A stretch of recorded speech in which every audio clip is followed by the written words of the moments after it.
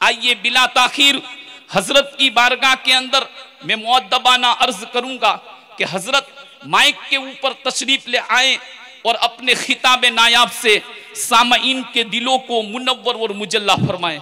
हजरत का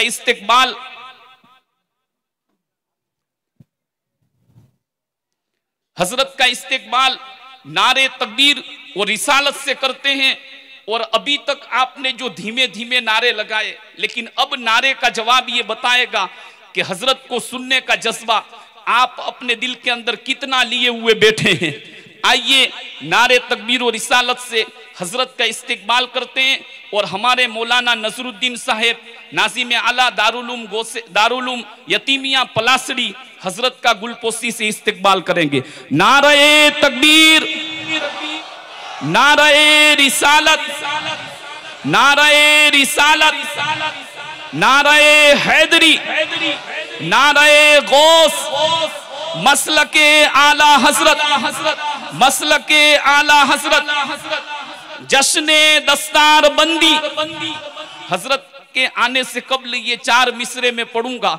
आंखों में अपनी जलवाए सरकार लेके आ, आंखों में अपनी जलवाए सरकार लेके आ, शेरे नबी उमर की ललकार लेके आ, शेरे नबी उमर की ललकार लेके आ।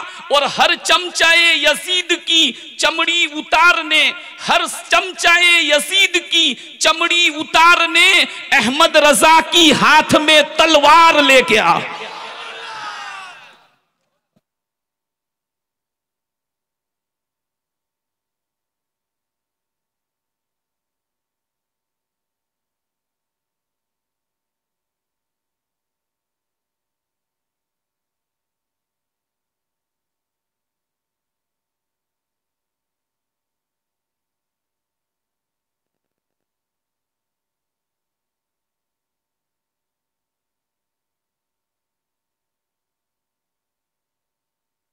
एक ही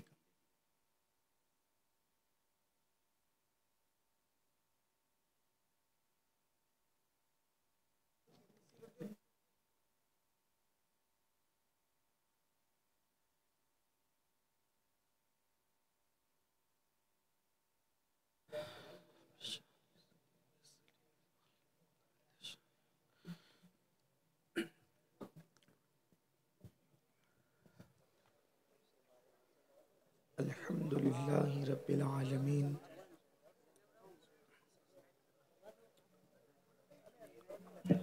वल बिस्मिल्लाहिर रहमानिर रहीम।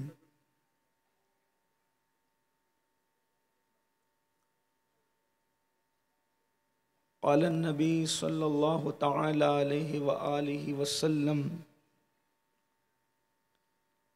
अल इल्मु हयातुल इस्लाम व इमादुद्दीन औ कमा क़ाल सल्लल्लाहु तआला अलैहि व आलिहि वसल्लम।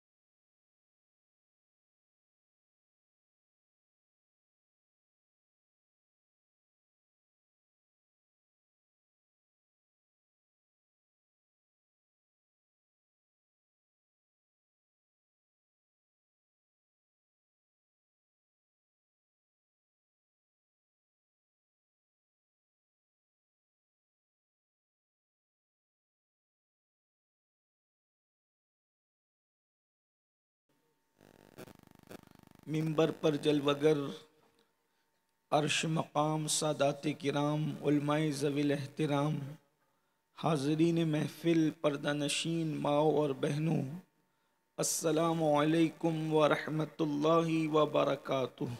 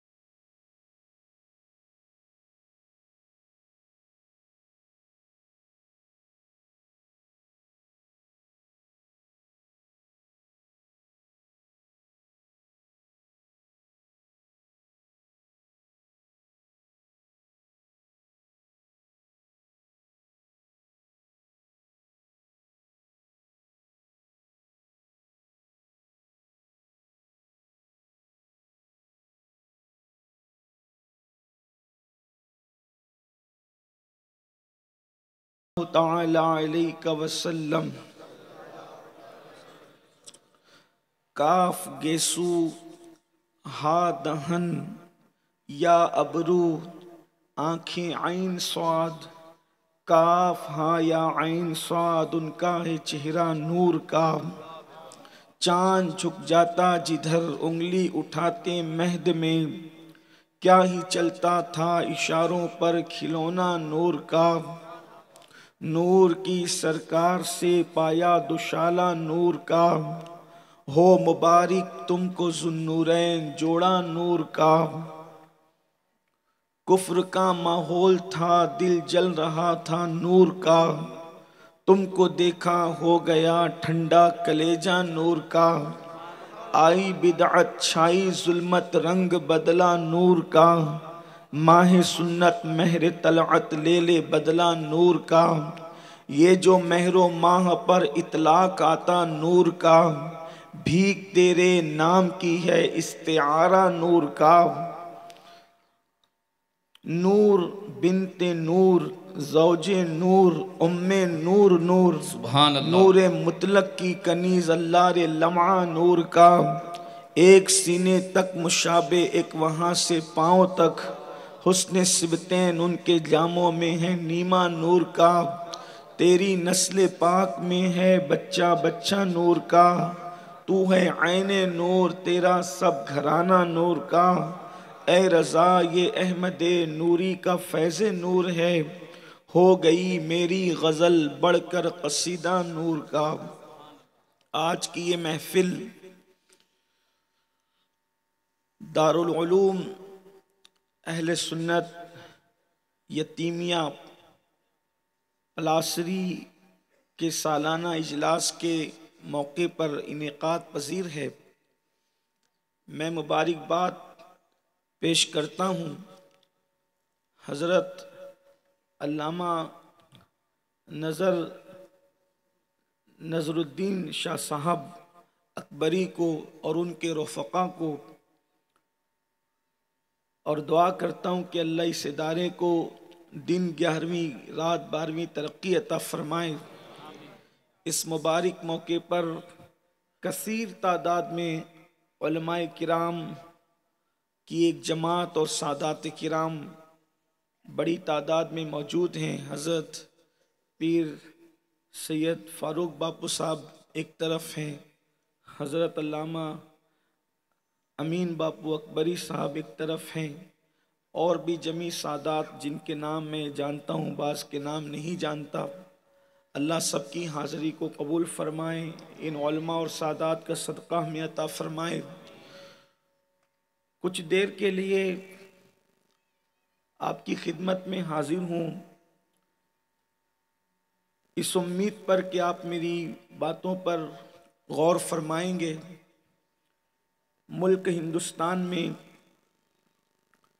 जिन हालात से हम इस वक्त गुज़र रहे हैं, और दानिश्वर अपनी दूर अंदेश निगाहों से जिन हालात का मुशाहिदा कर रहे हैं, इन हालात में हमें करना क्या चाहिए और होना क्या चाहिए कि इस वक्त पूरी दुनिया के अंदर हर एक इस्लामी स्कॉलर हो या दुनिया का कोई दानिश्वर हो, वो ये कहता नज़र आ रहा है कि इस्लाम हमें ख़तरे में नज़र आ रहा है।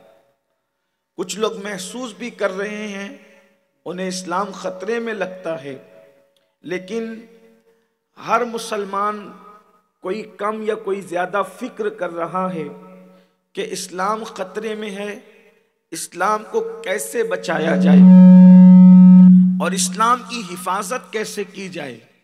और दूसरी चीज़ ये है कि मुस्लिम उम्मा जो इस वक्त अपनी इज्जत और आबरू का तहफ़्फ़ुज़ चाहती है, तो दुनिया की कौमों के दरमियान हम इज्जत कैसे हासिल करें, ये दो सवाल अहम है और उसका जवाब हमें इसी महफिल में तलाश करना है। एक तो मुस्लिम उम्मा की इज्जत और दूसरा इस्लाम को तहफ़्फ़ुज़। अच्छी तरह याद रखिए कि कुरान हमें ज़ाब्ते हयात, अंदाज़े ज़िंदगी, ज़ौक़े बंदगी, तरीक़े इबादत, ज़िंदगी गुजारने का सलीक़ा, हत्ता के कुरान अल्लाह की वो किताब है कि जो चलने से लेकर बैठने तक, बैठने से लेकर अंदाज़े तिजारत तक, अंदाज़े तिजारत से लेकर इज़्दवाजी ज़िंदगी तक, इज़्दवाजी ज़िंदगी से लेकर निकाह तक, निकाह से लेकर मौत के आदाब तक, मौत के बाद के हालात तक, हश्र व नश्र तक, सब के सब ज़ाब्ते हयात और कानून अता करता हुआ नज़र आता है। हम सोचते हैं हमें इज़्ज़त मिलेगी कैसे, हमें वक़ार मिलेगा कैसे।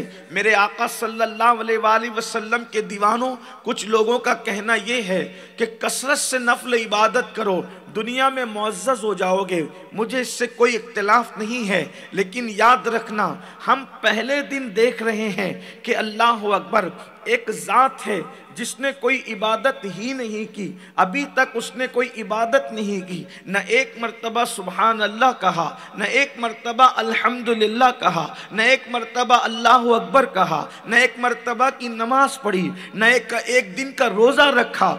अभी वो वजूद नाज पैदा ही हुआ, हालांकि वो वजूद मासूम है जिसको खुदा ने अपने दस्त कुदरत से पैदा किया, और पैदा करने के बाद हज़ारों साल के आबिदों को, हज़ारों साल के जाहिदों को, हज़ारों साल के इबादत गुजारों को उसके सामने खड़ा किया, उसके सामने गोया के रखा, और उसके बाद वो लोग, वो वजूदे, वो नुफूस, अल्लाह अकबर, वो भी मासूम थे लेकिन इबादत गुजार थे, वो परहेजगार लोग, अल्लाह अकबर, जिन्हें हम मलाइका कहते हैं, उन्होंने उस मासूम वजूद की पैदाइश के मौके पर एक बात कही थी कि तू जमीन पर खलीफा और नायब उसको बनाएगा जो जमीन पे जाकर फसाद बपा करेगा, जो जमीन पे जाकर खून रेजी करेगा, जो जमीन पे जाकर अल्लाह अकबर निज़ामे जमीन को दरहम बरहम करेगा। तो उस वक्त कुदरत की तरफ से जवाब आया था, इन्नी आलमो मा ला तालमून, जो मैं जानता हूं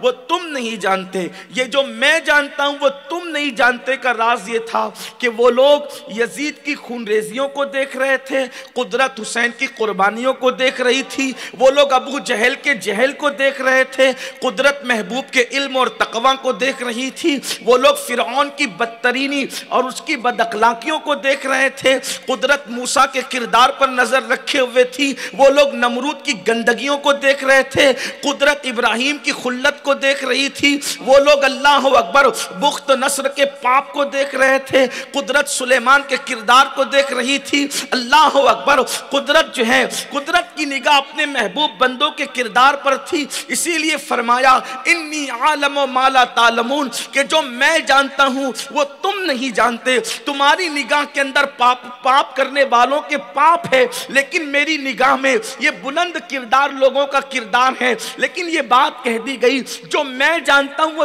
तुम नहीं जानते। लेकिन अल्लाह अकबर, जब कुदरत ने अपने खलीफा की अजमत को उनके सामने बेनकाब करना चाहा, तो अल्लाह तबारक व तआला इरशाद फरमाता है, अल्लाह अकबर, कि अल्लाह ने जो है वो फरिश्तों के सामने सुम्मा अरदहुम अलल मलाइका, अल्लाह ने फरिश्तों के सामने अशिया को पेश किया, और अल्लाह रब्बुल इज्जत ने पेश करने के बाद फरमाया कि इनके नाम बताओ, इनके नाम बताओ, तुम अगर अपने उस कौल में सच्चे हो। किस कौल में?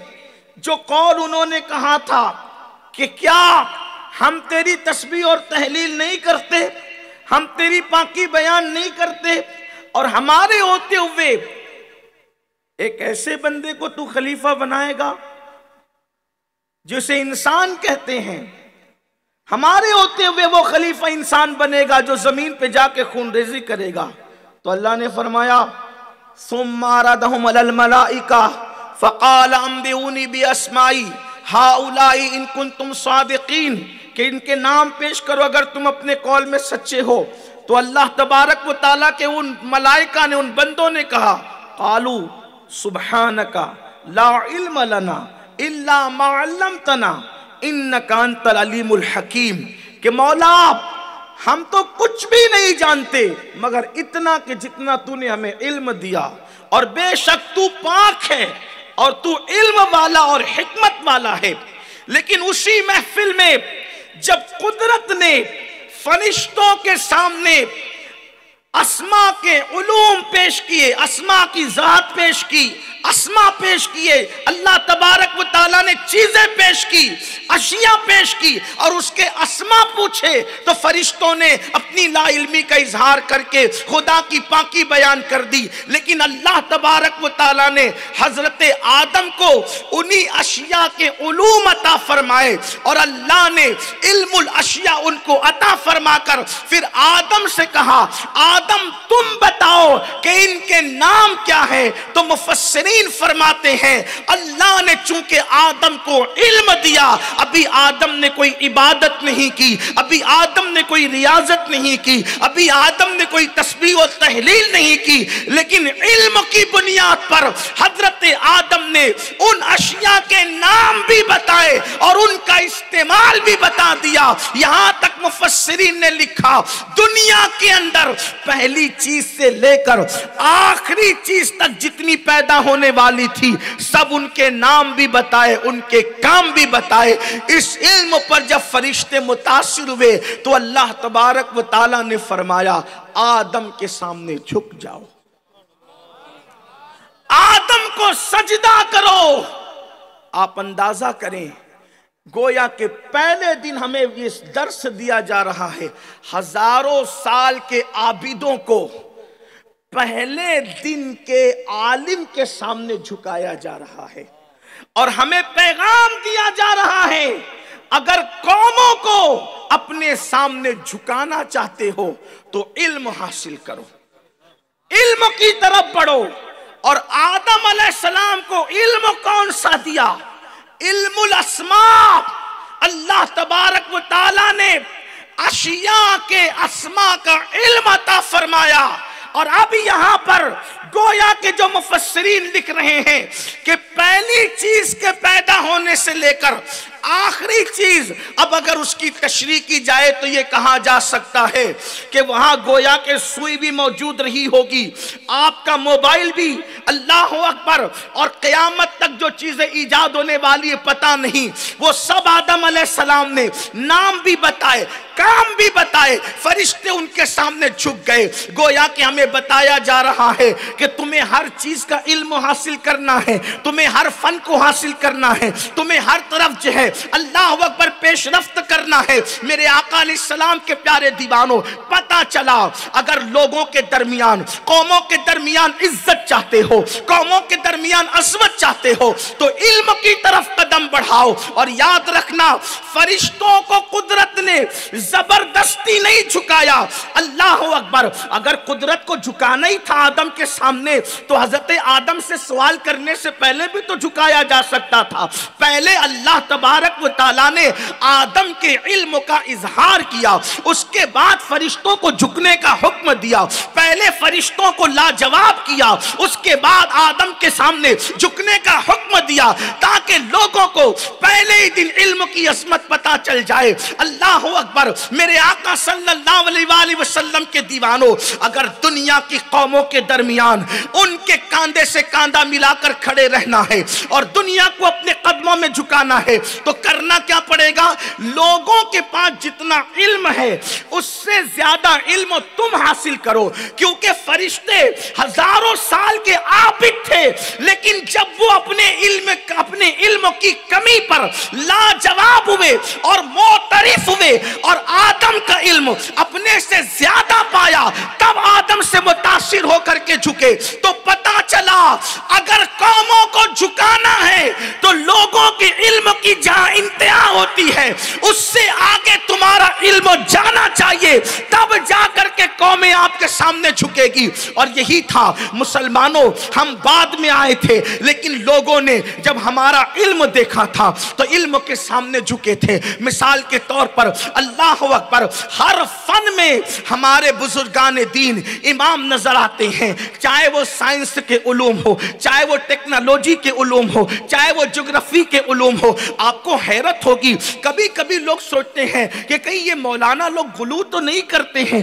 जब हम कहते हैं कि साइंसी उलूम के सोते अगर फूट रहे थे तो हमारे बुजुर्गों के कदमों से फूट रहे थे। अल्लाह अकबर। तो लोगों को ऐसा लगता है कि शायद हम लोग अपने मिंबरों से मुबालगा कर रहे हैं, लेकिन एक बात, चूंकि मजमा अक्ल वालों का है, इल्म वाले भी यहाँ बैठे हैं, उलमा भी मुझसे बहुत बड़े बड़े इल्म वाले यहाँ हैं, मैं एक बात आपके सामने रखता हूँ। देखो साइंसी ज़ाब्ते जो हैं, अगर इसी पे बात करूँ कि हमारे बुजुर्गों ने बताया, हमारे बुजुर्गों ने अता फरमाया, तो आपको हैरत होगी। लेकिन मैं पढ़ता हूँ, हो सकता है अगर आप मान जाए मेरी बात तो अच्छी बात है, थोपता नहीं हूँ। देखिए साइंस का एक ज़ाब्ता है, जो आवाज़ है आवाज़, उसके मुतालिक साइंसदा कहते हैं इल्म सौतियात का यानी आवाज़ के उलूम का एक ज़ाब्ता है कि आवाज़ जो है एक इंसान की दूसरे तक जो पहुँचती है वो किस बुनियाद पर पहुँचती है, उसमें बुनियादी और कलीदी रोल जो है वो हवा का होता है, हवा का।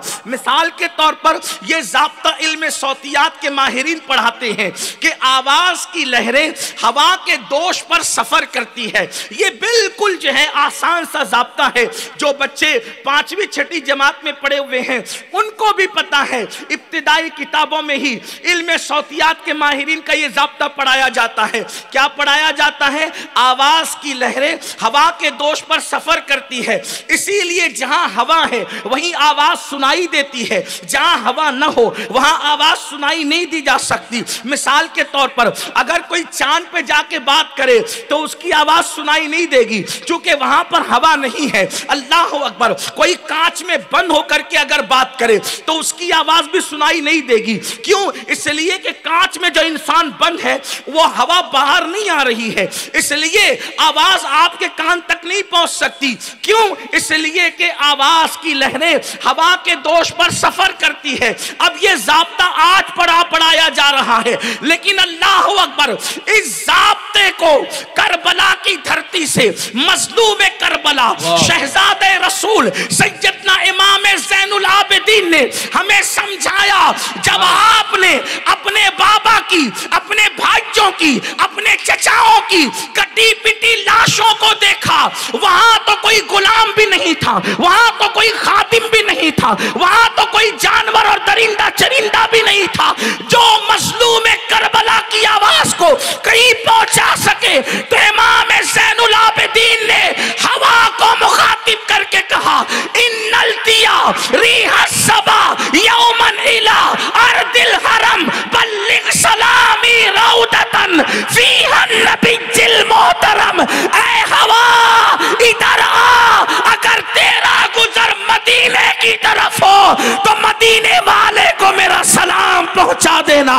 और दुनिया को दर्श दिया कि हवाएं ही आवाज को पहुंचाया कर। नारे तकबीर, नारे रिसालत, सादाते किराम, नारे तकबीर।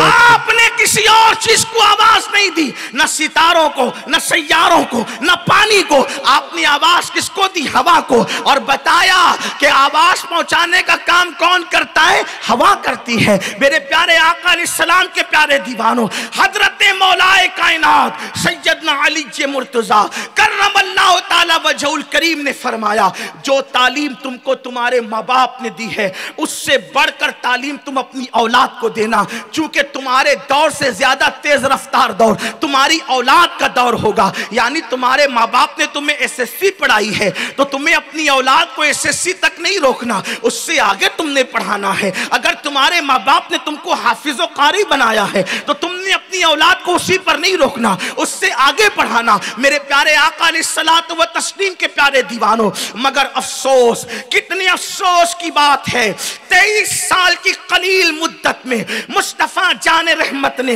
जिस इल्मी इनकलाब के जरिए से, जिस इल्म के जरिए से इनकलाब बपा किया था, आज उस कौम का हाल ये है। वो कौम जिहालत की वादियों में भटक रही है, वो कौम जिहालत के दलदल के अंदर डूबती चली जा रही है। अल्लाह अकबर। आप क्या समझते हैं? कल्ला अल्लाह, वो कौम जो नमक और काफूर में फर्क नहीं कर पाती थी, उस कौम के बोरिया नशीनों को मेरे मुस्तफा ने जो कैसर और किसरा का ताजदार बनाया था, तो क्या माअज़ल्लाह चांद के दो टुकड़े करके बनाया था, या सूरज को पलटा के बनाया था, या कंकरियों को कलमा पढ़ा के बनाया था? नहीं नहीं, हरगिज नहीं। नबी चांद के टुकड़े कर सकते थे, सहाबा नहीं कर सकते थे। नबी सूरज को पलटा सकते थे, सहाबा नहीं पलटा सकते थे। लेकिन मेरे आका जो इल्म का खजाना लेकर आए थे, उन उलूम को मेरे आका ने सहाबा के सीने में उंडेल दिया था।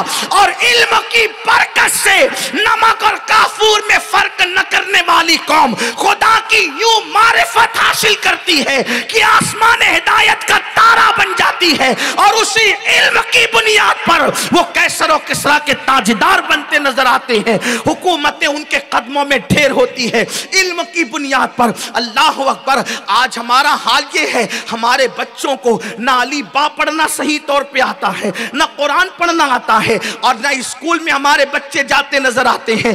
बड़ी माजरत के साथ अब तो आलिम लोग भी अपने बच्चों को आलिम बनाना नहीं चाहते। अगर वाकानेर वाले मेरी जान बख्शी कर दें और मुझे माफ कर दें, तो मैं एक बात थोड़ी सी तल्ख कहना चाहता हूं। इसी में तो बदनाम हुआ हूं, लेकिन कहूंगा क्योंकि आपसे कोई लालच नहीं, और ना इन मिंबर पर बैठने वालों से कोई लालच है। पीर का बच्चा पीर बनना चाहता है, लेकिन आलिम का बच्चा आलिम नहीं बनना चाहता। पीर अपने बच्चे को पीर बनाना चाहता है, लेकिन आलिम अपने बच्चे को आलिम नहीं बनाना चाहता। वजह इसलिए कि उसे पता है मुझे कुछ भी नहीं आता, बाप की खिलाफत लेके पीर बन जाऊंगा तो हाथ भी चूमे जाएंगे, दावतें भी मिलेगी और नजराने भरपूर मिलेंगे। लेकिन आलिम का बच्चा आलिम इसलिए नहीं बनना चाहता, और आलिम अपने बच्चे को आलिम इसलिए नहीं बनाना चाहता कि इमामत करके उन जाहिल तरश्तियों की इतनी बातें सुनी है। एक बीवी अपने शौहर की जितनी बातें नहीं सुनती, उससे ज्यादा जाहिल तरश्ती इमाम को बातें सुनाते हैं। एक बीवी अपने शौहर से जितना नहीं डरती, उससे ज्यादा इमाम अपने ट्रस्टियों से डरता है। तो वो सोचता है कि जब मैंने इतना जुल्म बर्दाश्त किया, तो मैं अपने बच्चों को इस जुल्म की आग में क्यों झोंकूं। इसलिए ये मामला नहीं हो रहा है। वल्लाह, मैं अल्लाह की कसम खा के कहता हूं, मैं किसी पीर का मुखालिफ नहीं, इसलिए कि मैं कहीं एक पीर रखता हूं। एक पीर से तो मुरीद होने का शरफ हासिल है, और दर्जनों पीर ने मुझे खिलाफत अपने करम से दे रखी है, इसलिए इतने मशाइख रखता हूँ।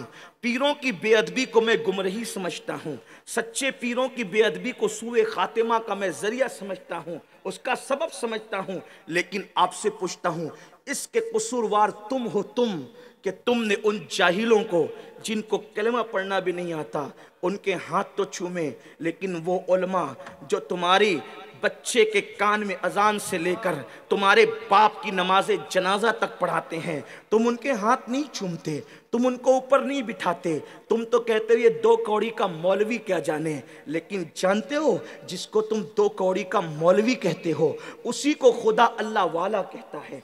आप क्या समझते हो, अल्लाह वाला, आप जिसको अल्लाह वाला कहें वो अल्लाह वाला नहीं हो सकता। अल्लाह ने अल्लाह वाला किसको कहा, कुरान उठा कर देखे। मैं कुरान की बात करता हूँ। अगर अच्छे आलिमों को अपनी कौम में पैदा करना है तो आलिमों की कद्र करना सीखो, अच्छे इमाम पैदा करना है इमामों की कद्र करना सीखो। बड़ी माजरत के साथ जिन जाहिलों को कलमा पढ़ना नहीं आता उनको तो देसी मुर्गियां असली घी में खिलाते हो। कभी अपने मस्जिद के इमाम को भी इस कदर के साथ बुलाया, इस इज्जत के साथ बुलाया। हाँ, एक रात के लिए गवैयों को और चीखने चिल्लाने वाले मेरी तरह लोगों को बुलाते हो तो आप मुट्ठी भर भर के नजर पेश करते हो। कभी अपने इमाम को भी इतना दिया, इमाम तो बेचारा 5000 8000 में मर रहा है, उसकी आप मदद नहीं करते। अगर ट्रस्टियान के दिल छोटे हैं तो क्या मुसलमान ये तय नहीं कर सकते कि मैं जुमा पढ़ने जाऊंगा तो अपने इमाम के हाथ में हस्बे हैसियत 100 रुपया रख सकता हूं तो 100, 50 रख सकता हूं तो 50, 500 रख सकता हूं तो 500। अगर हाथ हर मुक्तदी इमाम के हाथ में जुमा में रखें तो जितना उसको मस्जिद से मिलता है उसको 10 गुना ज्यादा अपने मुक्तदियों से मिलेगा। और जब वो खुशहाल रहेगा तो वो भी चाहेगा कि मैं अपने बच्चे को अच्छा इमाम बनाऊंगा, अपने बच्चे को अच्छा आलिम बनाऊंगा। लेकिन मेरे अजीज, आप ऐसा नहीं करते तो हमारे पास अब अच्छे आलिम खत्म हो रहे हैं, अच्छे आलिमों का फुकदान हो रहा है। लोग नहीं पढ़ना चाहते, माँ बाप पढ़ाना भी नहीं चाहते। मगर याद रखो, उलमा की अगर तुम इज्जत नहीं करते, मैं ये नहीं कह रहा हूं कि पीरों की ना करो, मेरी बात का गलत मफहूम न लेना। वल्लाह मैं अपने मशाइख के पैर तक चूमता हूं और मैं समझता हूं कि अल्लाह अल्लाह नफ्ल इबादतें मुझे वो मर्तबा नहीं दिलाती जो मेरे मशाइख का एहतराम मुझे मर्तबा दिलाते हैं। मेरा अकीदा और नजरिया ये है। लेकिन आपसे कहता हूं, उलमा की इज्जत करना भी सीखो। और अगर नहीं करते उलमा की इज्जत, उलमा को 2 कौड़ी का इमाम कहते हो, उलमा को 2 कौड़ी का मौलवी कहते हो। कुरान कहता है कूनू रब्बानी जीन, अल्लाह वाले बनो। कुरान कह रहा है अल्लाह वाले बनो, कूनू रब्बानी जीन, अल्लाह वाले। कौन अल्लाह वाले? हमारे यहाँ तो अल्लाह वाले काले पीले कपड़े वाले लोग हैं। हमारे यहाँ तो अल्लाह वाले लंबे लंबे बालों वाले लोग हैं। हमारे यहाँ तो अल्लाह वाले 10 उंगलियों में अंगूठियां पहनने वाले लोग हैं। हमारे यहाँ तो अल्लाह वाले मज़ारों पर गांजा और चरस पीने वाले लोग हैं। हमारे यहाँ तो अल्लाह वाले पैरों में बेड़ियां पहनने वाले हैं। हमारे यहाँ तो अल्लाह वाले हाथों में कड़े पहनने वाले हैं और जिहालत की बातें करने वाले हैं। लगा दम मिटे गम की बातें करने वालों को तुम अल्लाह वाला कहते हो। तुम्हारे अल्लाह वाला कहने से कुछ नहीं होगा। मेरा अल्लाह कह रहा है कूनू रब्बानीयीन, अल्लाह वाले बन जाओ। अल्लाह कैसे बनूं अल्लाह वाला? तो कुरान कहता है बिमा कुंतुम तुअल्लिमूनल किताब व बिमा कुंतुम तदरुसून। अल्लाह वाला बनने का तरीका यह है कि किताब का इल्म हासिल करो, किताब का इल्म दो, किताब का दर्स दो, किताब की तालीम दो। गोया कि जब तुम किताब का दर्स दोगे और उसकी तालीम दोगे, कोई तुम्हें अल्लाह वाला कहे न कहे, अल्लाह तुम्हें अल्लाह वाला कहेगा। बेशक, सुभान अल्लाह, सुभान अल्लाह। अब पता चला जिसको तुम 2 कौड़ी का मौलवी कहते हो उसको अल्लाह कह रहा है अल्लाह वाला। अल्लाह वाला उसको अल्लाह कह रहा है। इनकी कद्र करना, और न कद्र करोगे तो मैं नहीं कह रहा हूं, हिंदुस्तान का सबसे बड़ा सच्चा पीर, हिंदुस्तान का सबसे बड़ा सच्चा पीर, जिसने 90 लाख को ईमान की दौलत अता की, सुभान अल्लाह, सुभान अल्लाह। वो गरीब नवाज फरमाते हैं कि हमारे दौर में एक शख्स था जो उलमा को देख करके मुंह फेर लेता था। कुछ ऐसे घमंडी हैं जो डॉक्टरों के लिए तो उठकर खड़े होते हैं, आलिम के लिए नहीं। इंजीनियर के लिए तो उठ के खड़े होते हैं, आलिम के लिए नहीं। जज के लिए तो उठ के खड़े होते हैं, आलिम के लिए नहीं। सबकी इज्जत करते हैं। हाँ, तुम्हारे घर के वलीमों में अगर कोई इंजीनियर और डॉक्टर आए उससे उठ के मुसाफा होगा। इमाम साहब और आलिम आए तो किसी को कहेगा बिठा दो यार, चलो अभी बड़े मेहमान आए हुए हैं। आलिम से बड़ा जो नायब रसूल है, उससे बड़ा भी तेरे घर कोई मेहमान होगा। वो आलिम जो कब्रिस्तान जाए तो 40 दिन के लिए कब्रों का अजाब उठा लिया जाए। वो आलिम, अल्लाह अकबर, जिसके कदम पड़े तो खुदा की रहमतों का नुज़ूल हो। अल्लाह अल्लाह। अभी मैं आलिम की तारीफ भी कर दूंगा, आप टेंशन में ना जाएं, इसलिए कि आप मुझसे यही कहेंगे कि जो मस्जिद में बैठकर मोबाइल पे गेम खेल रहा हो, मौलाना मुझको भी आलिम मान ले। हाँ हाँ, लड़कियों के साथ जिसकी अफेयर हम अपनी आंखों से देखें, क्या मुझको भी आलिम मान ले? मैं आगे बात करूंगा, मेरी बात पूरी होने दे, उसके बाद कोई फैसला करें। लेकिन मेरे मुर्शिद सरकार गरीब नवाज फरमाते हैं, एक मगरूर था दौलत के नशे में, अल्लाह अकबर, उलमा को देखकर अपना मुंह फेर लिया करता था, अपना मुंह फेर लिया करता था। जब वो मरा, उसकी कब्र कब्र के अंदर उसको रखा गया तो मुसलमानों के दस्तूर के मुताबिक जब उसका मुंह काबे की तरफ किया जाता था तो उसका मुंह खुद ब खुद काबे से फिर जाता था, उसका मुंह काबे की तरफ किया जाता था तो खुद ब खुद काबे से फिर जाता था। एक बुजुर्ग तशरीफ लाए, फरमाया इसका मुंह कब्र में किबले की तरफ नहीं रह सकता, कितनी भी मेहनत कर लो। कहा क्यों? कहा ये दुनिया में उलमा से अपना मुंह फेर लेता था, इसलिए मरने के बाद किबले की तरफ इसका मुंह नहीं होगा। ये है आलिमों की बेइज्जती का नतीजा। मेरे इमाम अहले सुन्नत सैयदी आला हजरत फतावा रज़विया शरीफ में लिखते हैं कि आलिम रब्बानी की तौहीन करने वाले के लिए डर है, जब वो मरेगा तो काफिर होकर के मरेगा। इसलिए मेरे भाइयों उलमा की इज्जत करना सीखो। जब तक तुम उलमा की इज्जत करते थे, आपके दरमियान फजल खैराबादी जैसा आलिम था, आपके पास काफी मुरादाबादी जैसा आलिम था, आपके पास अल्लाह अकबर अल्लामा अब्दुल हक जैसा आलिम था, आपके पास मौलाना खैरुद्दीन जैसा आलिम था, आपके पास ताजुल फौल मौलाना अब्दुल कादिर बदायूनी जैसा आलिम था, आपके पास फजले रसूल जैसा आलिम था, आपके पास शाह अब्दुल अजीज जैसा आलिम, आपके पास शाह वलीउल्लाह जैसा आलिम, आपके पास काजी सनाउल्लाह पानीपती जैसा आलिम, आपके पास हजरत मिर्जा मजहर जाने जाना जैसा आलिम, आपके पास मुजद्दिद मियत माजिया इमाम अहले सुन्नत जैसा आलिम, आपके पास मुफ्ती आजम और मुहद्दिस आदम जैसे आलिम हुआ करते थे। कब तक? जब तक तुम अपने उलमा की कद्र करते थे। लेकिन गुफ्तगू को आगे बढ़ाने से पहले एक बात कह दूं, आलिम कौन है? जो नायब रसूल है, आसानी से पहचान सकते हो। देखो दुनिया में एक है पढ़े लिखे लोग और एक है आलिम। हर पढ़ा लिखा आलिम होता है। आलिम हमेशा पढ़ा लिखा होता है, माफ कीजिए, आलिम हमेशा पढ़ा लिखा होता है, लेकिन हर पढ़ा लिखा आदमी आलिम नहीं होता। जिसके पास सर्टिफिकेट हो, 8 साल का 10 साल का कोर्स किया हो, वो डिग्री होल्डर तो है, पढ़ा लिखा तो है, आलिम नहीं है। आलिम कौन है? कुरान कहता है इन्नमा यख्शल्लाह मिन इबादिहिल उलमा। जिसके दिल में अल्लाह की खशियत है, जिसके दिल में अल्लाह का खौफ है, वो इल्म वाले लोग हैं। अल्लाह के बंदों में अल्लाह से डरने वाले उलमा। अब जिसकी जिंदगी अल्लाह की खशियत से भरपूर देखो, समझ जाओ ये आलिम है। और जिसके पास इल्म है मगर अल्लाह की खशियत नहीं है, पढ़ा लिखा है मगर आलिम नहीं है। इसलिए इब्ने तैमिया पढ़ा लिखा था, आलिम नहीं था। अशरफ अली पढ़ा लिखा था, आलिम नहीं था। इस्माइल देलवी पढ़ा लिखा था, आलिम नहीं था। आप कहेंगे क्यों? मैंने कहा अल्लाह की खशियत नहीं थी। तो आप कहेंगे आपने कोई दिल चीर करके देखा? मैंने कहा मैं चीर के क्या देखो, कुरान दिखाता है।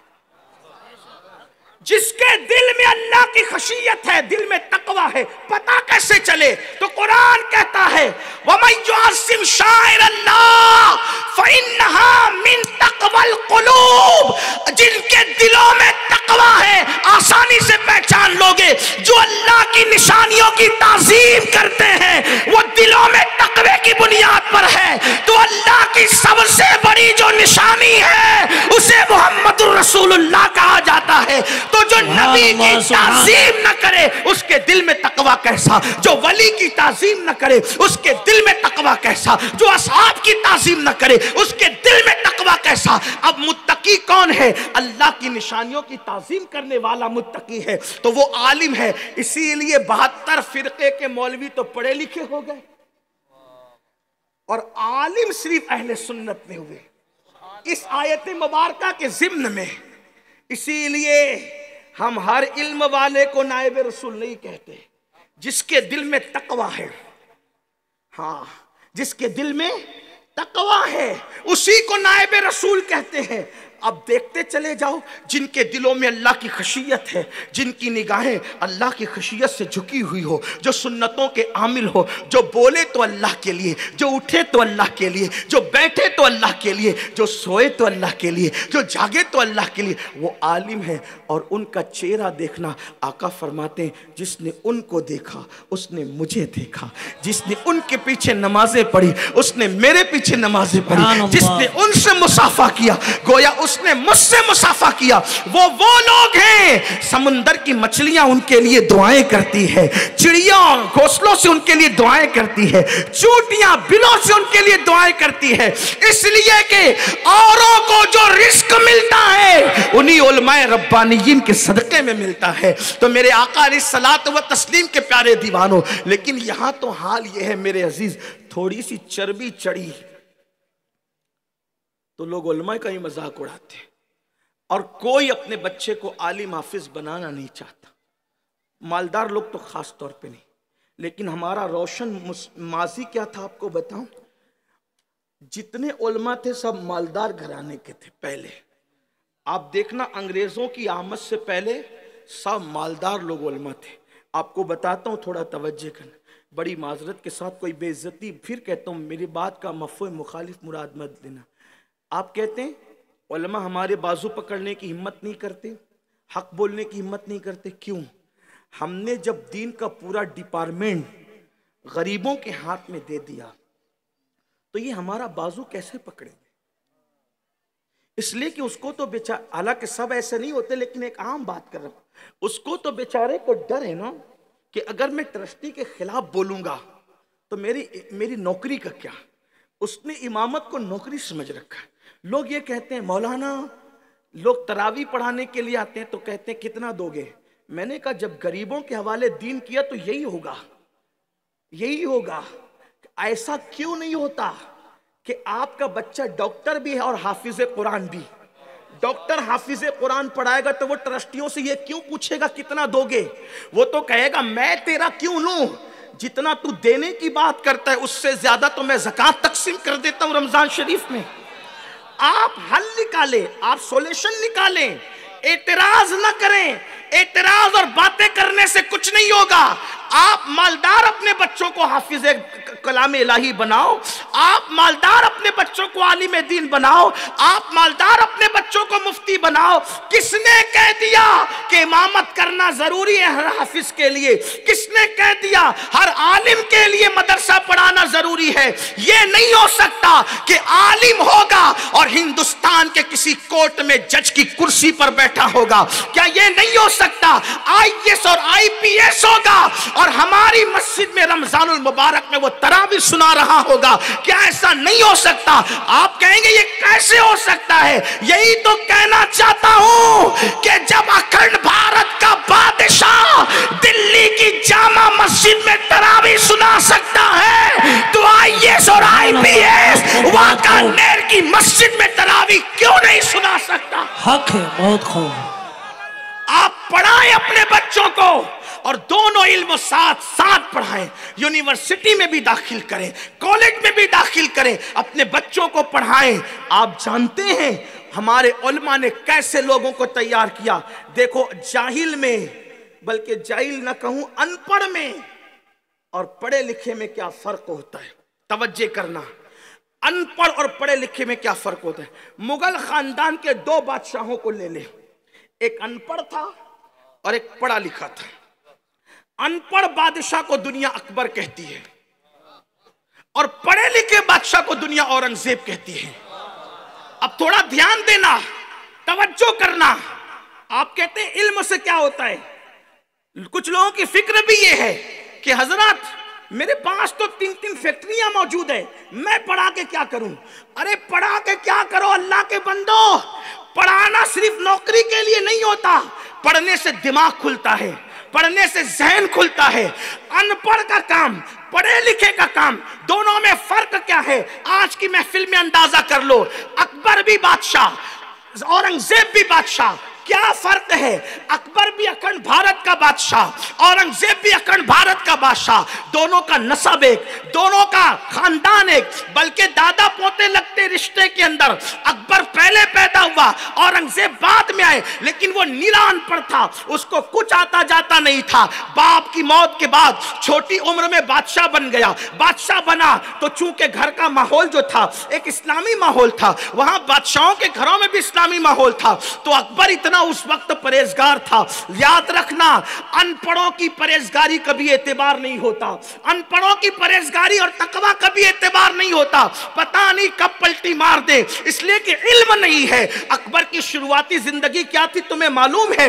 वो मस्जिद चला जाता था अजान से पहले और इस्तिंजा के ढेलों को धुल कर नमाजियों के लिए रखता था, लोटे में पानी भरकर नमाजियों के लिए रखता था।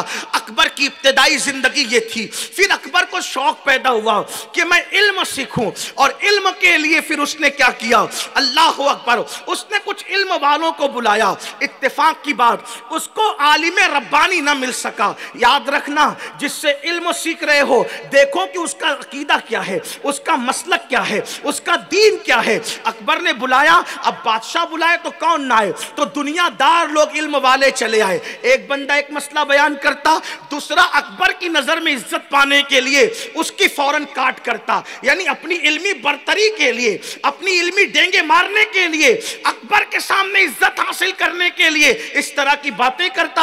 अकबर को ऐसा लगा ये भी आलिम, ये भी आलिम। अकबर ने सोचा एक ही मजहब और मसलक के दो आलिम आपस में लड़ते हैं। फिर उसने शियों को बुलाया, फिर शियों से इनकी डिबेट होने लगी, उसमें झगड़े होने लगे। उसके बाद उसने मुशरिकों को बुलाया, पंडितों को बुलाया, फिर उसके बाद मजहब पे डिबेट होने लगी। नतीजा ये हुआ, अकबर का दिमाग खराब हुआ और अकबर ने फिर ये फैसला किया कि सारे मजाहिब को मिला करके चू-चू का मुरब्बा बना दिया जाए। और उसने सारे मजाहिब को मिला करके अल्लाह अकबर एक मजहब बनाया, माज़अल्लाह जो बदमजहबी थी, और उसने उसका नाम दीन इलाही रखा। अब पता चला आपको क्या नुकसान होता है अनपढ़ का। और फिर उसने माज़अल्लाह सूरज को सजदा करना, अस्तगफिरुल्लाह, दरियाओं को सजदा करना, दरख्तों को सजदा करना, मुशरिकीन के त्यौहार में शिरकत करना, वगैरह वगैरह बिदअतों को रिवाज दिया। और जो उसके मजहब की औरत न थी उसके साथ शादी की, उसको अपने घर में रखा और अपने महल के अंदर बाज़ाब्ता तौर पर माज़अल्लाह सुम्मा माज़अल्लाह उसने बुत बनवाए। इस तरीके का मामला उसने किया। ये था एक अनपढ़ बादशाह का किरदार जो मैंने इख्तिसार के साथ अर्ज किया। अगर वक्त होता तो उसका मजीद किरदार पढ़ता, बल्कि वो बदबख्त जाहिल कहता था ये जो अजान में आवाज आती है अल्लाह अकबर, अल्लाह अकबर, तो अल्लाह से मुराद अल्लाह है और अकबर से मुराद मैं जलालुद्दीन अकबर हूं। इस तरीके की वो कुफरियात बकता। ये एक अनपढ़ बादशाह का किरदार है जिसको पढ़ा लिखा तो मिला लेकिन आलिम ना मिला, ये उसका किरदार है। लेकिन आओ, औरंगजेब, वो औरंगजेब जिसने कभी बैतुल माल से एक रुपया नहीं खाया, जिसने कौम के पैसों से एक रुपया नहीं खाया, औरंगजेब टोपी सी करके और कुरान मुकद्दस लिख करके अपना गुजारा करते थे। और जब टोपी सी करके देते थे तो खादिम से कहते थे बाजार में ये पता मत चलने देना कि औरंगजेब के हाथ की लिखी हुई टोपी है, वरना लोग कीमत ज्यादा देंगे, और लोग कीमत ज्यादा देंगे तो कहीं मेरे तकवा की कीमत ना हो जाए, कहीं मेरी परहेजगारी की कीमत ना हो जाए। अब औरंगजेब को ये औरंगजेब बनाया किसने? देखो, दादा परदादा ऐसा और पोता ऐसा, फर्क क्या है? इल्म उसके पास नहीं था, अल्लाह अकबर, गलत लोग मिल गए थे। अब औरंगजेब को सुधरने का सबब कौन बना? वो बिगड़ने का सबब भी इल्म वाले बने, ये सुधरने का सबब भी इल्म वाला बना। कौन? शाहजहां को तजुर्बा था, खानदान में बहुत बिगड़ा, पूरे हिंदुस्तान को बिगाड़ा, पूरे हिंदुस्तान का माहौल बिगाड़ा। हजरत मुजद्दिद अल फसानी जैसी हस्ती को जो है वो जेल में डाल दिया, ग्वालियर के जेल के अंदर कैद कर दिया। हजरत शेख अब्दुल हक मुहद्दिस देहलवी को तड़पाया, उलमा को जेल में डाला, मुशरिकों को इज्जत दी, मुशरिकाना अकायद लोगों में राइज किए, शियार इस्लाम पे पाबंदी लगाई। उस अनपढ़ जाहिल का ये किरदार था। लेकिन शाहजहां को ये पता था, तजुर्बा था। शाहजहां ने सोचा मेरा बेटा बड़ा ज़हीन है, अल्लाह शाहजहां पे रहमत फरमाए। शाहजहां ने अपने चारों बेटों को और अपनी बेटी को इतना पढ़ाया था कि अल्लाह अकबर, उसने बाज़ाब्ता तौर पर आलिम बनाया था। लेकिन जो सबसे ज़हीन बेटा था, जिसको दुनिया औरंगजेब के नाम से जानती है, बादशाह ने कहा, शाहजहां ने, मैंने अपने बेटे को आलिम बनाना है। अल्लाह अकबर, कोई आलिम तलाश करो ऐसा हिंदुस्तान में, अखंड भारत में अच्छा आलिम तलाश करो जो आलिम रब्बानी हो, वो मेरे बेटे को पढ़ाए, उसकी तरबियत करे, अच्छा आलिम हो। अल्लाह अकबर। अब अखंड भारत में उस दौर में उलमा को ढूंढना कोई मुश्किल काम नहीं था। घर घर उलमा थे, अल्लाह अकबर। लेकिन जब ढूंढा गया, तफ्तीश की गई, तो लोगों की नजर अमेठी के एक इलाके में एक बहुत बड़े आलिम पर, बहुत बड़े आशिक रसूल पर पड़ी, जिनको दुनिया मुल्ला जीवन के नाम से जानते हैं। अल्लाह अकबर। अब देखो वहां भी इल्म वाले थे, अबुल फैज और फैजी जैसे लोग। उलमा जानते हैं इन बदबख्तों को, अबुल फैज और फैजी जैसे लोगों को जानते। ये छोटे मोटे इल्म वाले नहीं थे। मैं अपने नौजवान भाइयों को जो उलमा में बताना चाहता हूं, ये इतने बड़े इल्म वाले थे अबुल फैज और फैजी जैसे लोग, कि बगैर नुक्ते की कुरान की तफसीर लिखी इन लोगों ने। ये छोटे लोग नहीं थे। आप ये ना समझे सारे फितने जाहिलों के हैं। अल्लाह अकबर। जाहिल बिगड़ता है तो अकेले बिगड़ता है, इल्म वाला बिगड़ता है तो पूरी कौम को लेकर के बिगड़ता है।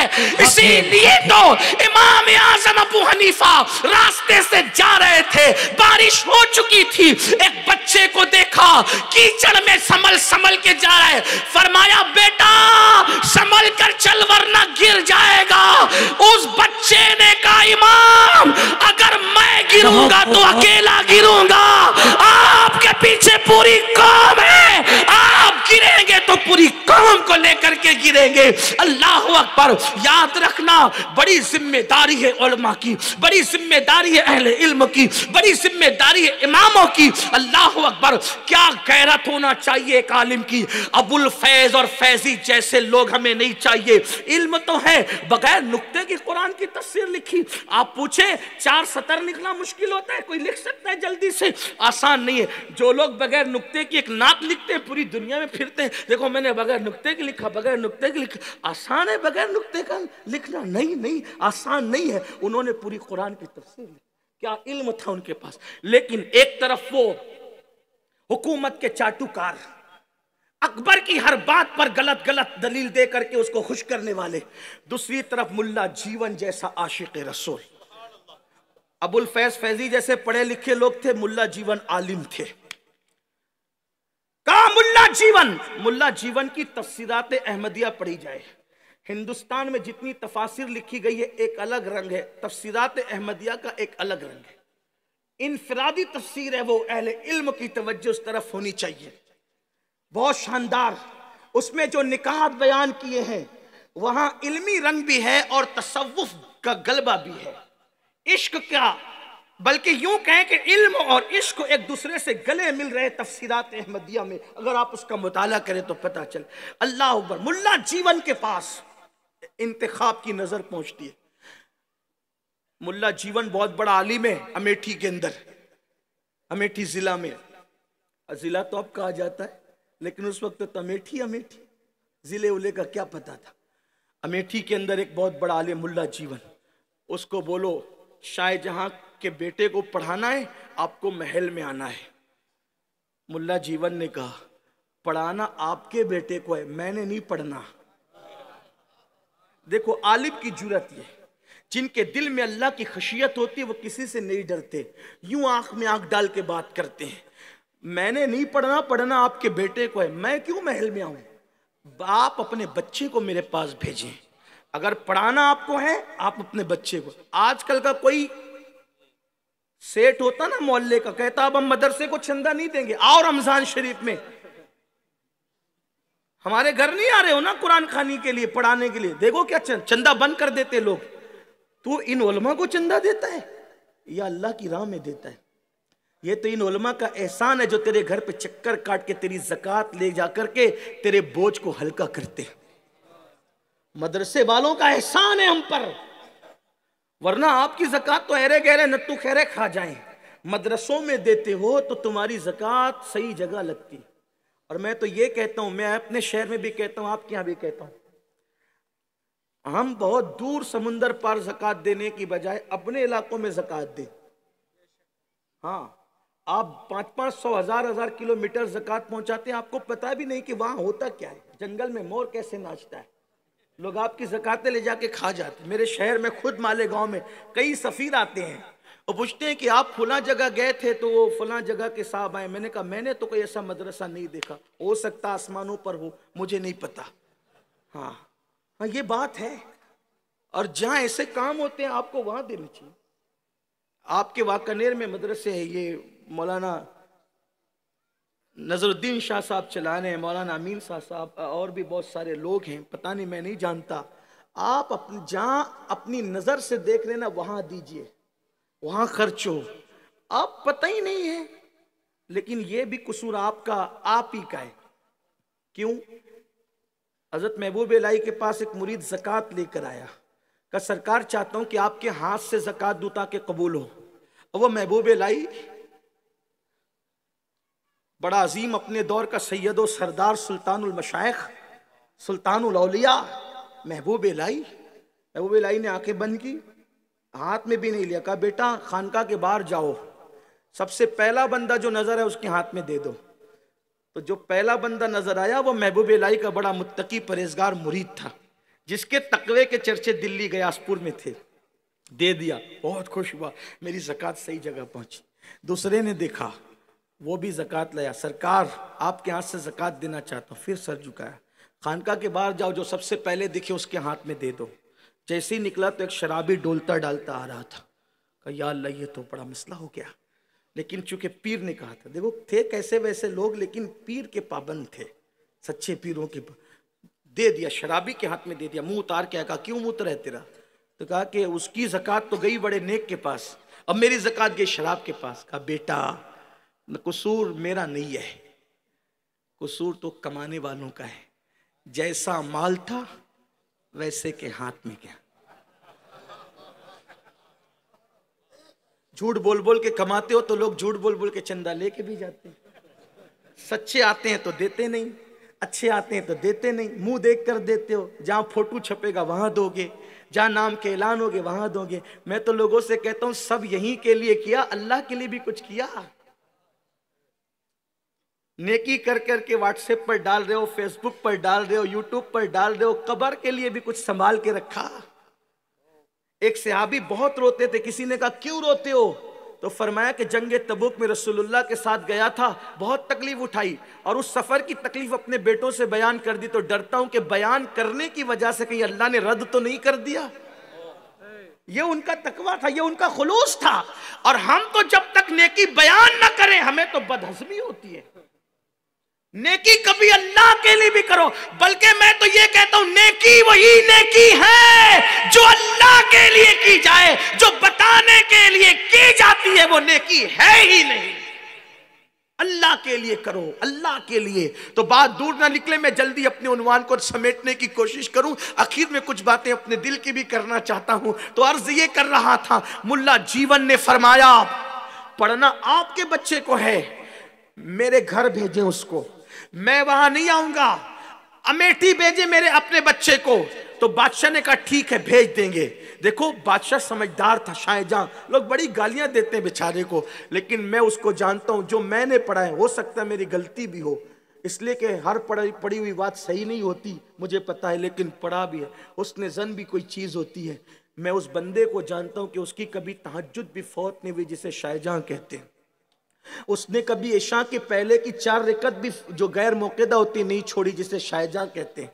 हाँ, शाहजहां उस बंदे का नाम है जिसने असर से पहले की भी गैर मौक़िदा नहीं छोड़ी, जिसको शाहजहां कहते हैं। वो शाहजहां है, अल्लाह अकबर। लेकिन बहरहाल हमारी तारीख को लोगों ने ऐसा तोड़ मरोड़ के पेश किया कि हम अपने बादशाहों से खुद ही नफरत करने लगे, क्योंकि हम खुद नहीं पढ़ते, हर चीज़ लोगों को देख करके करते हैं। ऐसा नहीं, खुद तहकीक करो, खुद पढ़ो, खुद जो है मुताला करो। अल्लाह अकबर। और दूसरों को ना पढ़ो, अपनों को पढ़ो, अपने बुजुर्गों को पढ़ो। शाहजहां सुलझा हुआ आदमी था, उसने कहा ठीक है मैं अपने बच्चे को आपके घर भेजूंगा, लेकिन एक छोटी सी अर्ज उनसे कर दे मुल्ला जीवन से। तो कहा क्या? कहा ये अर्ज कर देना कि मेरे बच्चे को आगे बिठाया करें और उसका सबक पहले सुन लिया करें और उसको सबक पहले दे दिया करें, तो बहुत अच्छा होगा। मेरे बच्चे को कम बैठना पड़ेगा, कम टाइम देना पड़ेगा। मुल्ला जीवन ने फिर कहा ऐसा भी नहीं होगा, मैं नाइंसाफी नहीं कर कर सकता। जो पहले आएगा वो पहले बैठेगा, जो पहले आएगा वो पहले सबक सुनाएगा, जो पहले आएगा वो पहले सबक लेगा, मैं ये भी नहीं कर सकता। बादशाह ने कहा वाकई आलिम रब्बानी मिला है, और खुश हो गया बादशाह और अपना बेटा औरंगजेब सुल्तान शाहजहां ने अमेठी भेज दिया, लेकिन साथ में कुछ सिपाहियों को भी भेजा। एक काम करना कि जब वो मेरा बेटा पढ़ा करे तो रोजनामचे की शक्ल में लिखना, आज क्या हुआ शहजादे के साथ, शहजादे ने आज क्या किया और उस्ताद ने क्या किया, वगैरह वगैरह। अब साथ में खुद्दाम भी थे। एक दिन औरंगजेब जो है वो अपनी जुल्फों को संवार रहे थे, और जुल्फ संवारने में चूंकि बचपना बचपना होता है, जवानी दीवानी होती है। औरंगजेब शहजादे तो शहजादे थे, मुगल खानदान का चश्मो चिराग, जुल्फों को संवारने में इतनी देर कर दी कि पहली तकबीर में शरीक होना यह लाजमी था। उस दौर के अंदर तकबीर उला के साथ नमाज पढ़ना जरूरी था। अल्लाह अकबर। जब औरंगजेब ताखीर से पहुंचे, तकबीर उला के बाद पहुंचे, उस्ताद को पता चला, उस्ताद ने धमकाने के लिए एक तमाचा पीठ पे रखना चाहा। औरंगजेब ने कभी ना मार खाई थी ना कभी डांट सुनी थी। मालदारों के घर के बच्चे तो औरतों से भी ज्यादा नाजुक होते हैं। जिन्होंने कभी ना डांट सुनी हो ना कभी मार खाई हो, उनको तो कोई आंख निकाल के देख ले तो वो थर थर कांप जाते हैं। यही तो होता है, कभी डांट और मार से पाला नहीं पड़ा था। सबने तो जहां पना जिल्ले लाई जिल्ले सुबानी ऐसे ही अलकाबात सुने थे। जब उस्ताद ने पीठ पे मारना चाहा, शहजादा औरंगजेब लरस गए और चेहरा उधर किया। एक तमाचा पीठ पे लगाना था, वो गया लगकर नाक पर, नाक पे लगा, नाक फूटी। और जब नाक फूटती है तो फिर क्या होता है, फर पर पर पर खून बहा, पूरा लिबास खून में लथपथ हो गया। जो सिपाही थे डर गए। अल्लाह अकबर। उस खून आलूद कपड़े को लपेटा, लपेटने के बाद खत लिखा, उस्ताद ने आज शहजादा औरंगजेब को ऐसा मारा, ये खून आलूद कपड़े उसका सबूत है। नाक फूट गई। अल्लाह अकबर। ये खत और ये कपड़े जैसे ही दारुल हुकूमत में पहुंचे, इत्तेफाक से बादशाह मौजूद नहीं थे, जनाना खाने में कपड़े पहुंचे, खत खोल के देखा, औरतों ने हंगामा किया। किस गुस्ताख में इतनी जुर्रत पैदा हो गई कि मुगल खानदान के चश्मो चिराग पे वो हाथ उठाए, ऐसे मौलवी के हाथ काट दिए जाएं, उसे सूली पे लटका दिया जाए। अल्लाह ऊपर रोना पीटना मच गया। शाहजहां आए, आने के बाद अल्लाह अकबर, जिस वक्त देखा, देखने के बाद सिपाहियों से पूछा, नामाबर से पूछा, उस्ताद ने क्यों मारा था? कहा कि शहजादा बाल सवारने में ताखीर कर दी, तकबीर उला में नहीं पहुंचे, इसलिए मार दिया। बादशाह ने कहा उस उस्ताद ने जिसने मेरे बच्चे की तरबियत के लिए मारा, उसको मैं इतने गांव, इतने घोड़े, इतने ऊंट, इतनी नकदी मैं तोहफे में देता हूं कि उसने मेरे बच्चे की तरबियत के लिए इतनी बड़ी जुर्रत की। उसकी जगह कोई होता तो न करता। जब ये सब नामाबर लेकर के पहुंचा, इतने इनामात, बादशाह के खत के पीछे मुल्ला जीवन ने लिखा। उस दौर का दस्तूर था, बादशाह के खत के पीछे कोई तहरीर करना उस खत की तौहीन समझी जाती थी। ये उस दौर का दस्तूर था, उर्फ था। लेकिन मुल्ला जीवन ने, जिसके दिल में अल्लाह का खौफ होता है, वो दुनिया के किसी से डरा नहीं करता, खत के पीछे लिखा, बादशाह ये इनामात अपने पास रखो, मैंने आपका इनाम लेने के लिए नहीं मारा था, मैंने तो तरबियत इसलिए की ताकि मेरा यार राजी हो जाए, मेरा परवरदिगार राजी हो जाए। तब शाहजहां को पता चला कि मेरी हुकूमत और सल्तनत में ऐसे आलिम रब्बानी भी रहते हैं, ऐसा मुरब्बी मिले तो औरंगज़ेब जैसा बादशाह हिंदुस्तान को नसीब होता है। मेरे आका अलैहिस्सलाम के दीवानों, ये हमारे उलमा थे, ऐसे हमारे उलमा थे।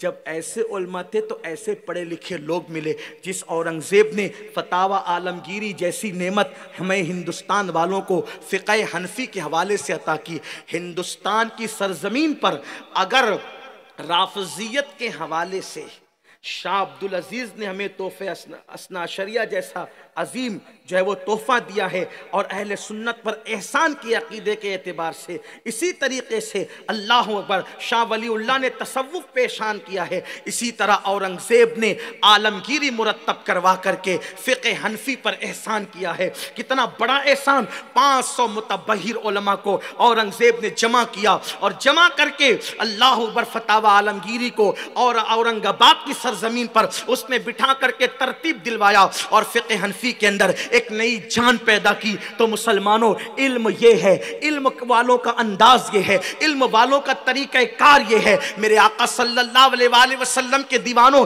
और जहां इल्म नहीं होता, वहां जहां जहालत होती है, आपने देख लिया अंजाम ये होता है। मेरे अजीज, अब मैं आपसे पूछना चाहता हूं, आप अपने बच्चे को डॉक्टर तो बना रहे हो, आप अपने बच्चे को इंजीनियर तो बना रहे हो, आप अपने बच्चे को टीचर तो बना रहे हो, आप अपने बच्चे को IAS और IPS तो बना रहे हो, लेकिन अकबर जैसा बनाओगे या औरंगजेब जैसा बनाओगे, ये आपकी मर्जी पर है। हाँ, अगर दीन पहले सिखाकर IAS और IPS बनाया तो आपका बच्चा दीन का मुहाफिज बनेगा, मजहब का मुहाफिज बनेगा, मसलक का मुहाफिज बनेगा, माँ बाप का अदब करने वाला बनेगा। लेकिन यहां पर एक बात की मैं वजाहत कर देना चाहता हूं मेरे आका अलैहिस्सलातु व तस्लीम के दीवानों, आप तो सीरियलों में देख चुके हो, आप तो पिक्चरों में देख चुके हो कि औरंगजेब ने तो अपने बाप को कैद किया था। याद रखो, ये झूठ है, झूठ है और झूठ है। ये औरंगजेब को बदनाम करने की कोशिश की गई है। औरंगजेब ने अपने बाप को कभी कैद नहीं किया। मेरे अजीज, वो तो अपने अब्बा को कहते हैं आला हजरत कह करके पुकारते हैं अपने बाप को,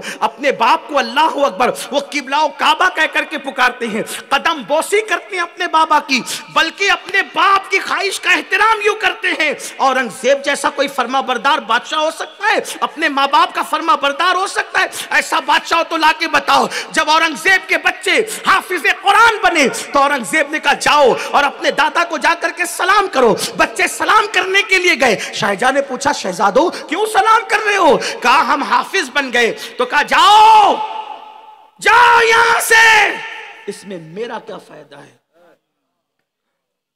कहा दादा फिर? कहा मुझे खुशी इस बात पे होती कि मेरा बेटा भी हाफिज कुरान बनता, क्योंकि हाफिज कुरान के बाप के सर पे सोने का ताज क़यामत के दिन सजाया जाएगा। मेरे बेटे आलिम तो हुए लेकिन हाफिज कुरान ना हुए। हालांकि आलिम का दर्जा हाफिज कुरान से बढ़कर है, लेकिन शाहजहां की जबान से निकल गया। बच्चे आए, अब्बा, दादा ने भगा दिया। क्यों? कहा कि मेरा बेटा हाफिज बनता तब मुझे भी खुशी होती, मुझे भी सोने का ताज क़यामत के दिन मिलता। औरंगजेब ने इतना सुना, उसके बाद बाप से मिलना बंद कर दिया और एक कमरे में बैठकर हिफ्ज़े कुरान करना शुरू कर दिया। और सिर्फ 6 महीने में औरंगजेब ने पूरा कुरान हिफ्ज़ कर लिया। 6 महीने के बाद जाके सलाम किया तो शाहजहां ने कहा, बेटा इतने दिन के बाद क्यों आए? कहा बाप की ख्वाहिश थी कि आपका बेटा भी हाफिज कुरान बने। मुबारक हो, आपका बेटा भी हाफिज कुरान बन गया है। इंशाअल्लाह आपके सर पर दुनिया में ये जो दुनिया की बादशाही का ताज है, और हाफिज कुरान बनने के बाद इंशाअल्लाह आपके सर पर भी सोने का ताज होगा। माँ बाप का ऐसा फर्मा बरदार था जिसे दुनिया औरंगजेब कहती है। ये इल्म की बुनियाद पर आता है।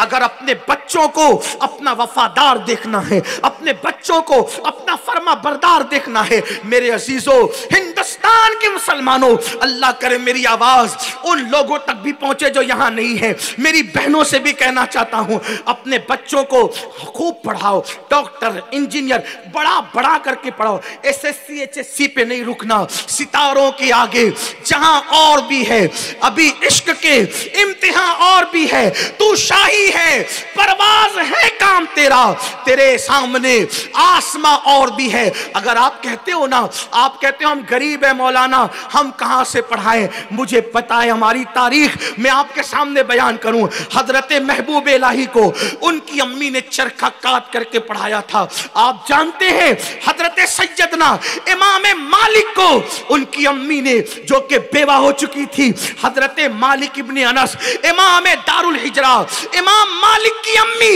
अपने बच्चे को चंद सोने के सिक्के देती है और सिक्के दे के कहती है, बेटा आज घर से निकल जाओ, आज घर से निकल जाओ, और याद रखना उस वक्त तक घर पे वापस मत आना जब तक कि आलिम न बन जाओ।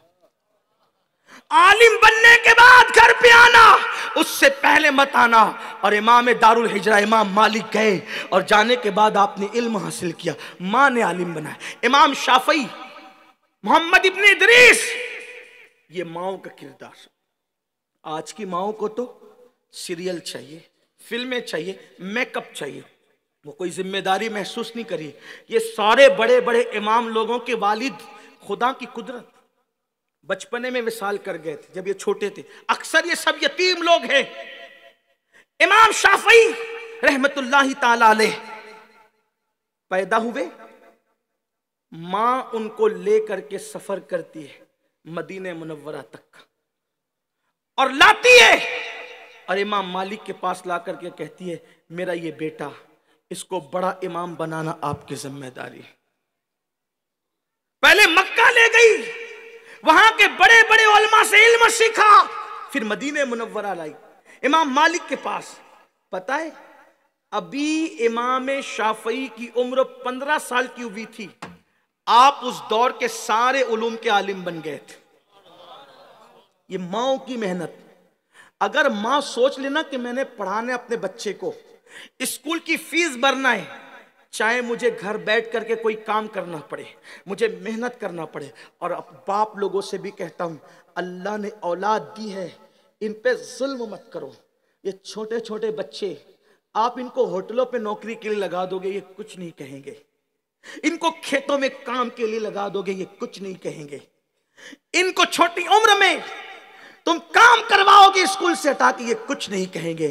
मगर याद रखना, एक बच्चा अनपढ़ रखोगे, तुम्हारी 3 नस्लें तबाह हो जाएगी। जुल्म मत करो। कब्र में अल्लाह को क्या जवाब दोगे? 8 घंटे मेहनत करने की बजाय 18 घंटे मेहनत करना पड़े तो मेहनत करो और अपने बच्चों को पढ़ाओ। क्योंकि जितना टैलेंट हमारे बच्चों के पास है, उतना दरिया और दरख्तों के पुजारियों के बच्चों के पास नहीं है। अल्लाह की इबादत करने वालों के पास जितना टैलेंट है, उतना जहन किसी के पास नहीं है।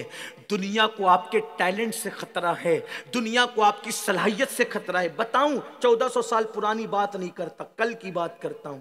हिंदुस्तान को एटमी ताकत देने वाला कौन है? कौन है? वो इस्लाम का बतले जलील है, जिसको दुनिया अब्दुल कलाम के नाम से जानती है। हिंदुस्तान को सब तो हमने दिया है, ताजमहल से लेके लाल किला तक, लाल किला से लेके भूल-भुलैया तक, भूल-भुलैया से लेके एटमी ताकत तक हमने इसको दिया। ये अपना टैलेंट है।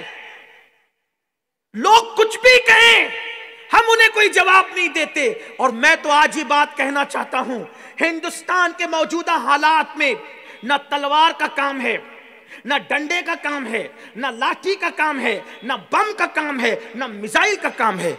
तलवार हर जगह काम नहीं करती, लेकिन कलम में वो ताकत है।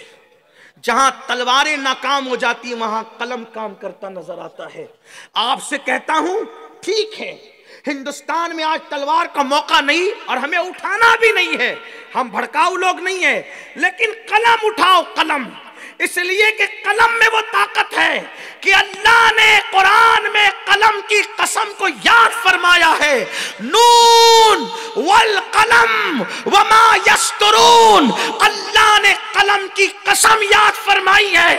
उठाओ कलम, अहद करो, आज से कसम खाओ कि कोई हमारा बच्चा जाहिल न रहने पाए, अनपढ़ न रहने पाए। हाँ मेरे अजीज, अगर हमें खर्चों पर कंट्रोल करना पड़े, हम करेंगे। गरीबों के बच्चों को हम पढ़ाएंगे, ये कोशिश करो। मैं आपसे अर्ज करना चाहता हूं, अल्लाह अकबर, हम जो दूसरी जगह पे पैसे खर्च करते हैं, मेरी गुजारिश है वाकानेर वालों, अपने पैसे बचाओ। और जैसे अपने बच्चों की तालीम पे खर्च करते हो, वैसे कुछ गरीबों के बच्चे आप सिलेक्ट कर लो, उनके बच्चों को पढ़ाने की कोशिश करो। एक बात आपसे कहूं, एक बात आपसे कहना चाहता हूं, फिर मैं माजरत चाहता हूं, अगर आप 40 पायली की 11वीं शरीफ करते हैं तो 40 पायली की बजाय आप उसको 10 पायली कर दें और 30 पायली का पैसा सरकार गौसे पाक के नाम पर चंद बच्चों को पढ़ाने पर लगा दें। आपको याद रखना मेरे अजीज, मैं फिर कहता हूं खिलाने को मना नहीं करता, अल्हम्दुलिल्लाह फकीर कादरी वो है, मेरे घर हर महीने 11वीं शरीफ होती है, लेकिन अल्लाह का शुक्र है तहदीस नेमत के लिए बताऊं, मेरी आमदनी का साल भर का 10% मैं अपने मदरसे में लगाता हूं, 11वीं भी करता हूं। जितनी भी आमदनी होगी, अल्लाह मेरे अमल मेरी नीयत को जानता है, बताने के लिए नहीं कह रहा हूं, अल्लाह करे आप में से भी कोई, मैंने अपने मदरसे को अपने बिजनेस का पार्टनर बनाया है या अपनी आमदनी का पार्टनर बनाया है कि जितना भी होगा 10%। अल्लाह की कसम उठा के कहता हूं, जिस दिन से मैंने अपने मदरसे को और अपने मदरसे के बच्चों को पार्टनर बनाया है 10% का, कभी मेरी जेब खाली नहीं है। लॉकडाउन में भी लोग परेशान थे लेकिन मेरी आमदनी जारी थी। हाँ, इसलिए कि मैं बहुत होशियार तो नहीं हूं लेकिन बुजुर्गों की सोबत में रह के कुछ समझता हूं। जब मेरे पास तंगी होती है पैसों की तो मैं अल्लाह की राह में देना ज्यादा कर देता हूं। लोग कम कर देते हैं, मैं ज्यादा करता हूं। वजह इसलिए कि मुझे कुरान पर मेरा यकीन है कि तुम 1 दोगे तो वो 10 देगा, नियत अच्छी है तो 70 देगा, और अच्छी है तो 700 देगा, और अच्छी है तो बेहिसाब देगा। तो मैं सोचता हूं कि चलो क्यों ना अल्लाह ही से तिजारत करूं। अब लोग परेशान कर रहे हैं तो अल्लाह से तिजारत करने का मतलब क्या, मुझे पता है 1 दूंगा तो वो 10 तो पलटा करके मुझे दुनिया ही में देगा, 70 भी दे सकता है, कम से कम 10 तो मिलना है। तो अब छोली अब जेब हल्की पड़ रही है तो 1 का 10 करने के लिए आसान तरीका क्या है? देखो किसी से भी पार्टनरशिप कर लो, 1 के 10 की कोई गारंटी नहीं है, नुकसान भी होगा नफा भी होगा। ये ऐसी तिजारत है यहाँ फायदा ही फायदा होना है। इसलिए याद रखो मुसलमानों, ये करो, पढ़ाओ, इल्म पे खर्च करो, क्योंकि गौस पाक इससे नाराज नहीं होगे अगर आप उनके इसाले सवाब के लिए इल्म पे मेहनत करोगे। क्योंकि गौस पाक कहते हैं, किसी ने गौस पाक से पूछा ये मकाम आपको कैसे मिला, तो फरमाते हैं दरस्तुल इल्म हत्ता सिर तो कुतबा, कि मैं इल्म हासिल करता रहा यहां तक कि अल्लाह ने मुझे मकाम कुतबियत अता फरमा दिया। तो मेरे अजीजों, मेरे भाइयों, अपने बच्चों को पढ़ाओ, इल्म सिखाओ। इल्म आएगा, इल्म उजाला है, इल्म हयात इस्लाम है, इल्म नूर है। आप सोचते हैं मेरा बच्चा मेरा हक क्यों अदा नहीं करता, मेरा बच्चा बीवी का हक क्यों अदा नहीं करता, मेरा बच्चा पड़ोसी का हक क्यों अदा नहीं करता? जब जिहालत के अंधेरे में रहेंगे कोई हक किसी का अदा नहीं करेगा। मेरे आका फरमाते हैं अल इल्म हयातुल इस्लाम व इमादुद्दीन, इल्म इस्लाम की जिंदगी है और इल्म नूर है। मेरे आका अलैहिस्सलाम के दीवानों, आओ हम तय करें, अपने यतीमों को पढ़ाएं, अपने गरीबों को पढ़ाएं। अगर आपने एक को पढ़ाकर आगे बढ़ाया, इंशाअल्लाह इनकलाब आएगा, जमाने में इनकलाब आएगा और उससे अल्लाह की खशियत भी पैदा होगी। मेरी आपसे गुजारिश है मदरसों को मजबूत करो, और उलमा जो मौजूद है मेरी उनसे गुजारिश है कि हर मस्जिद को मदरसे में तब्दील कर दो। मकातिब में ऐसी पढ़ाई हो जो पढ़ाई दारुल में होती है, यानी कि जो बच्चे स्कूल पढ़ते हैं, एक टाइम स्कूल पढ़ते हैं तो एक टाइम मदरसे का ऐसा नज्म हो कि वहां पर कम से कम हम अपने बच्चों को इतना पढ़ा दें कि जरूरियात जिंदगी का इल्म उनको स्कूल पढ़ते पढ़ते आ जाए। बड़ी माजरत के साथ जब हम निकाह के मौके पर अपने बच्चों को कलमा पढ़ाते हैं ना, निकाह के मौके पे वो सही तौर पे निकाह के टाइम कलमा नहीं पढ़ पाते, तो मैं सोचता हूं या अल्लाह, जो निकाह की खुशी में सही तौर पे कलमा नहीं पढ़ पा रहा है वो मौत के इस्तिराब में क्या सही कलमा पढ़ेगा? अल्लाह अकबर। इसलिए मेरे भाई अपने बच्चों को इतना पढ़ा दो कि जब तुम मर जाओ तो तुम्हें गुस्ल देने वाला तुम्हारे बेटे हो, जब तुम इंतकाल कर जाओ तो तुम्हारा जनाजा पढ़ाने वाला तुम्हारा बेटा हो, जब तुम इंतकाल कर जाओ तो तुम्हें इसाले सवाब के लिए कुरान पढ़ने वाला तुम्हारा बेटा हो। अच्छी तरह याद रखना, अल्लाह अकबर, कोई दूसरा तुम्हारे लिए इतने धड़कते दिल से मगफिरत की दुआ नहीं करेगा जितना तुम्हारा बेटा करेगा। और दूसरों का पूरा कुरान पढ़ देना शायद तुम्हारे लिए उतना मुफीद नहीं होगा जितना तुम्हारे बेटे का 3 मरतबा कुल हो अल्लाह पढ़कर तुम्हारे लिए इसाले सवाब करना मुफीद होगा। इसलिए मैं अपने मालदार भाइयों से गुजारिश करता हूं, आपको अल्लाह का वास्ता, इस दीन ने हमें इज्जत दी, इस दीन ने हमें वकार दिया, इस दीन ने हमें बुलंदी दी, इस दीन ने हमें सर उठा करके जीने का सलीका दिया। आइए दीन के परचम को उठाइए, दीन को संभालिए, दीन को सहारा दीजिए। अल्लाह का दीन पुकार पुकार कर कह रहा है कि आओ और अल्लाह के दीन की मदद करो। जब तुम अल्लाह के दीन की मदद करोगे, अल्लाह तुम्हारी मदद करेगा। जब इल्म आएगा तो आपको पाकी नापाकी के मसाइल भी आएंगे। जब आपको इल्म आएगा, आप सही तौर पे नमाज भी पढ़ सकेंगे। आखिरी में जाते जाते एक बात अर्ज करूं, आज एक आलिम रब्बानी की दास्तान सुन ले। अल्लाह अकबर। मेरे आका अलैहिस्सलाम के प्यारे दीवानों, जो लोग मोबाइल के गेम खेल करके बैठते हैं, मैं उन्हें पढ़ा लिखा कहता हूं, लेकिन उसे नायब रसूल कहने के लिए कम से कम मेरी हिम्मत नहीं होती। उलमा से भी कहता हूं, अगर आप आलिम कहलाते हो तो आपको कम से कम अपने मनसब का ख्याल करना चाहिए। एक आखिरी बात कहने चला था, लेकिन एक बात मुझे याद आ गई, मैं कह दूं यहाँ उसको। इमाम बुखारी का बचपना था। बहुत मालदार बाप के बेटे थे, बहुत मालदार थे उनके वालिद। उनके वालिद ने उनके लिए बहुत पैसा छोड़ा था, बहुत पैसा। हालांकि इमाम बुखारी इतने पैसे वाले होकर भी बचपने से 3 या 4 बादाम खाते थे बस। कुल उनकी इतनी गिज़ा थी, पढ़ने पे बहुत मेहनत करते थे। एक दिन वो कश्ती में सवार होकर जा रहे थे, उनके पास 1000 सोने के सिक्के थे, 1000, और उस दौर में बहुत होते थे। कश्ती में बैठे तो एक चिटर ने देख लिया कि इस बच्चे के पास सोने के सिक्के हैं। जैसी कश्ती बीच दरिया में पहुंची, उसने शोर मचाना शुरू किया, मेरे पैसे, मेरे पैसे, मेरे पैसे। मल्लाह ने कहा क्या हुआ? कहा मेरे पैसे चोरी हो गए। कितने थे? इतने। सबको चेक करो। अब उसका ख्याल ये था कि जब सब चेक किए जाएंगे तो ये बच्चा भी चेक किया जाएगा, और बच्चे के पास इतने पैसे कोई यकीन नहीं करेगा तो इसी को चोर ठहराएंगे, मेरे पैसे मुझे मिल जाएंगे।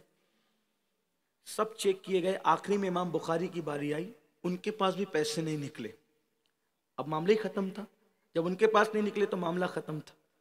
जब किनारे पे पहुंचे तो इमाम बुखारी जाने लगे तो चोर ने कहा, ए लड़के, तेरे पास तो पैसे थे ना? कहाँ? क्या हुए? कहा मैंने दरिया में डाल दिया। इतने ज्यादा सिक्के तूने दरिया में डाल दिया? कहाँ?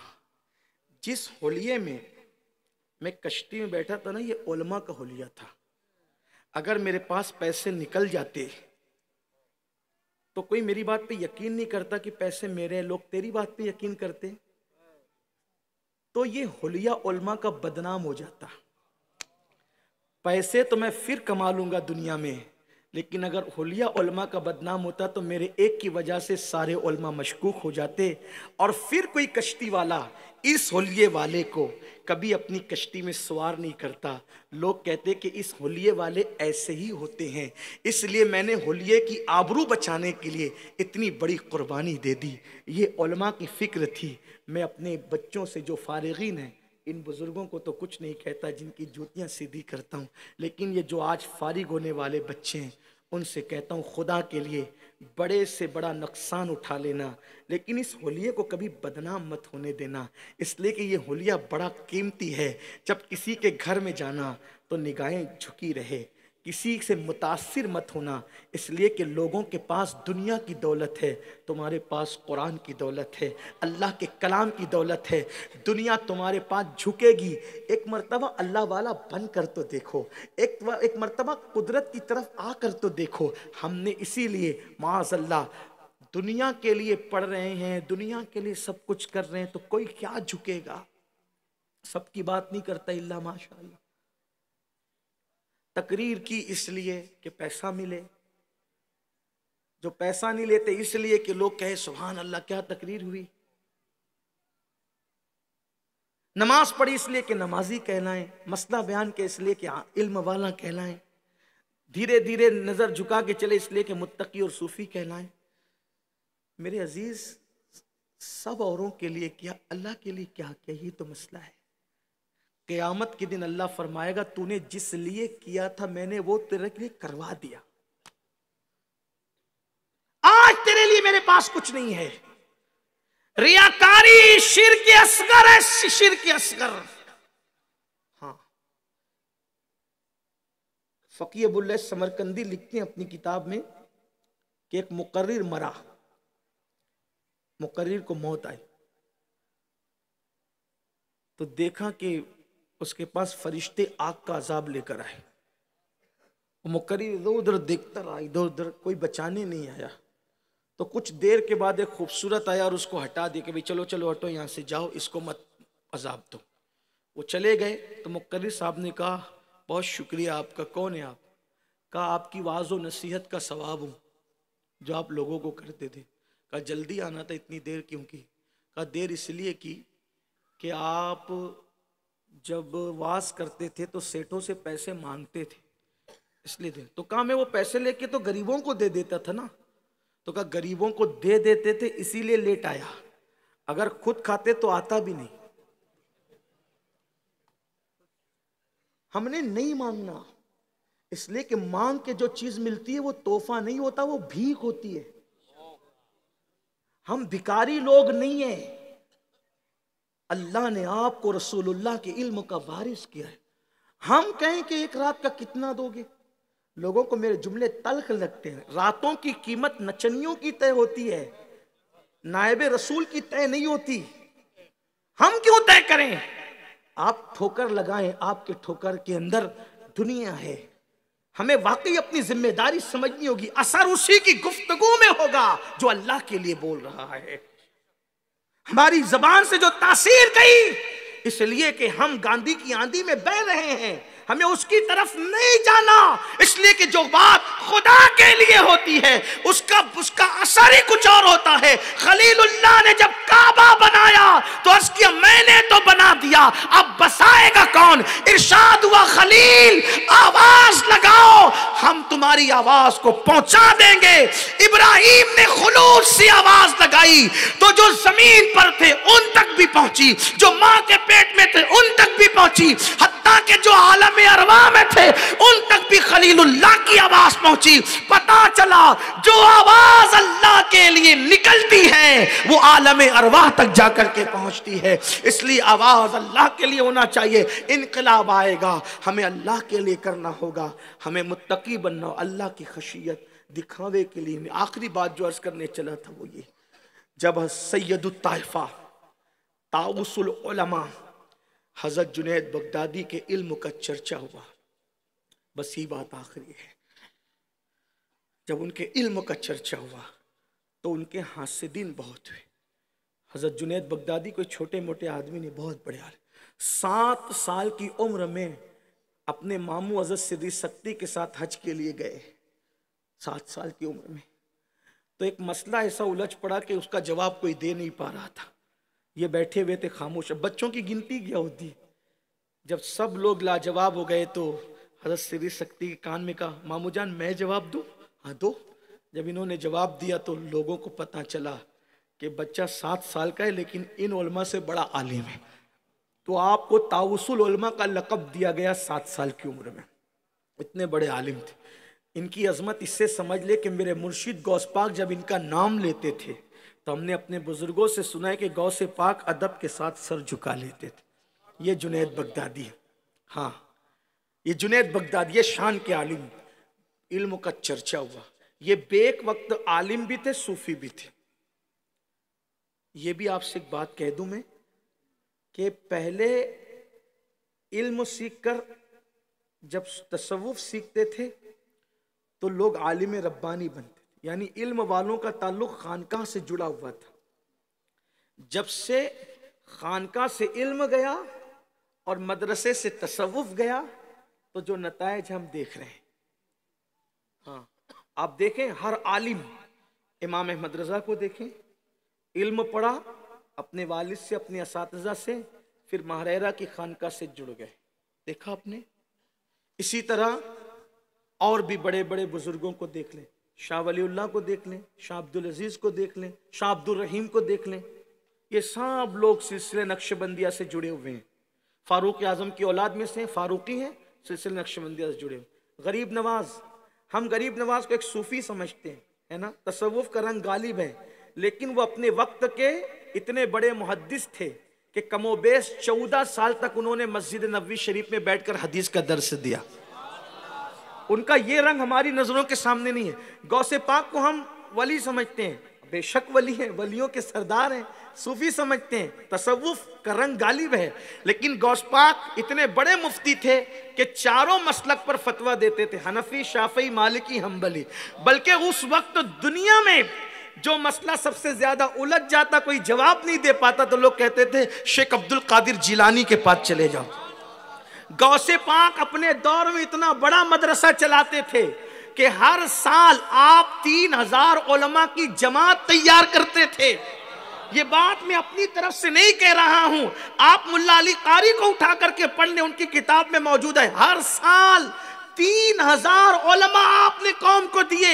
यही वजह तो थी कि सुल्तान सलाहुद्दीन अय्यूबी जिस वक्त बैतुल मक़दिस फतह करने के लिए चले, तो उसमें 60% उलमा जो मुजाहिदीन की हैसियत से थे, वो हुजूर गौसे पाक के मुरीद और खुलफा थे। आप क्या समझते हैं इन बुजुर्गों को? सरकार गौसे पाक का लक़ब है खादिमुल इल्म वल उलमा। इस एतबार से गौसे पाक के सारे बेटे आलिम मुहद्दिस, गौसे पाक के सारे पोते आलिम मुहद्दिस, हत्ता के गौसे पाक की जितनी बेटियां थी वो सब आलिमा भी थी और मुहद्दिसा भी थी।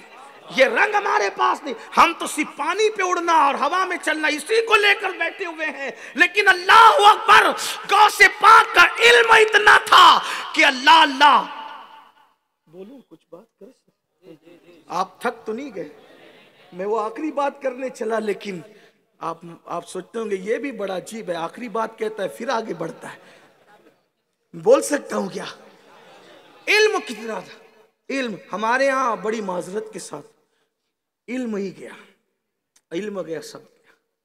इल्म कितना था? इब्नुल जौजी, इब्नुल जौजी का नाम सुना?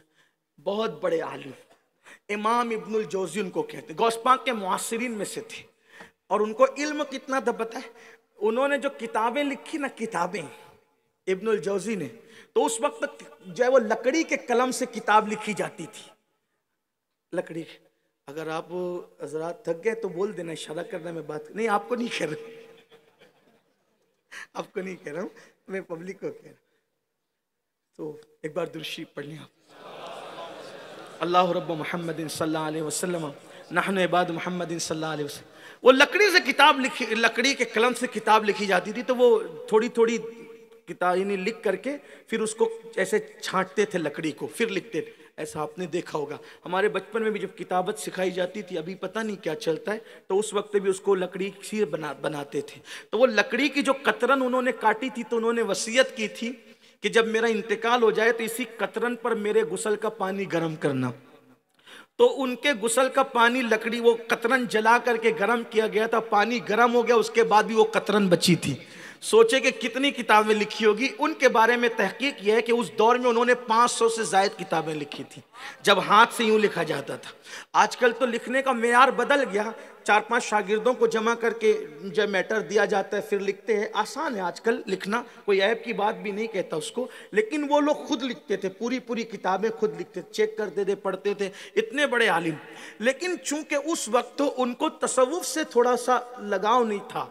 इब्नुल जौजी को, इमाम इब्नुल जौजी को, सुन्नी आलिम थे लेकिन सूफिया से थोड़ा बदजन थे।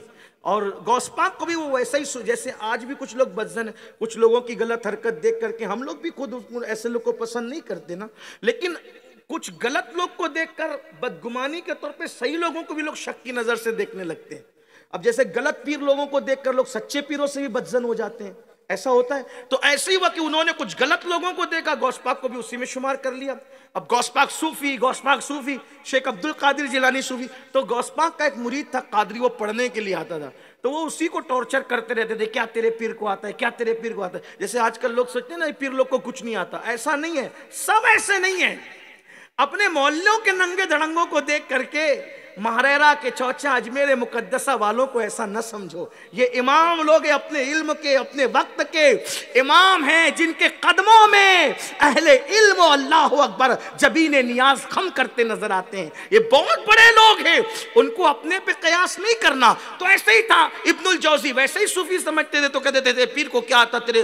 वो बेचारा शागिर्द गौस पाक की महफिल में बैठने वाला, अदब करता था उस्ताद का, कुछ नहीं कहता था। एक दिन उसने सोचा पानी सर से ऊंचा हुआ, हजरत आप मेरे पीर के बारे में खूब खिलाफ बोलते हैं, लेकिन मेरा पीर आपके खिलाफ कभी नहीं बोलता।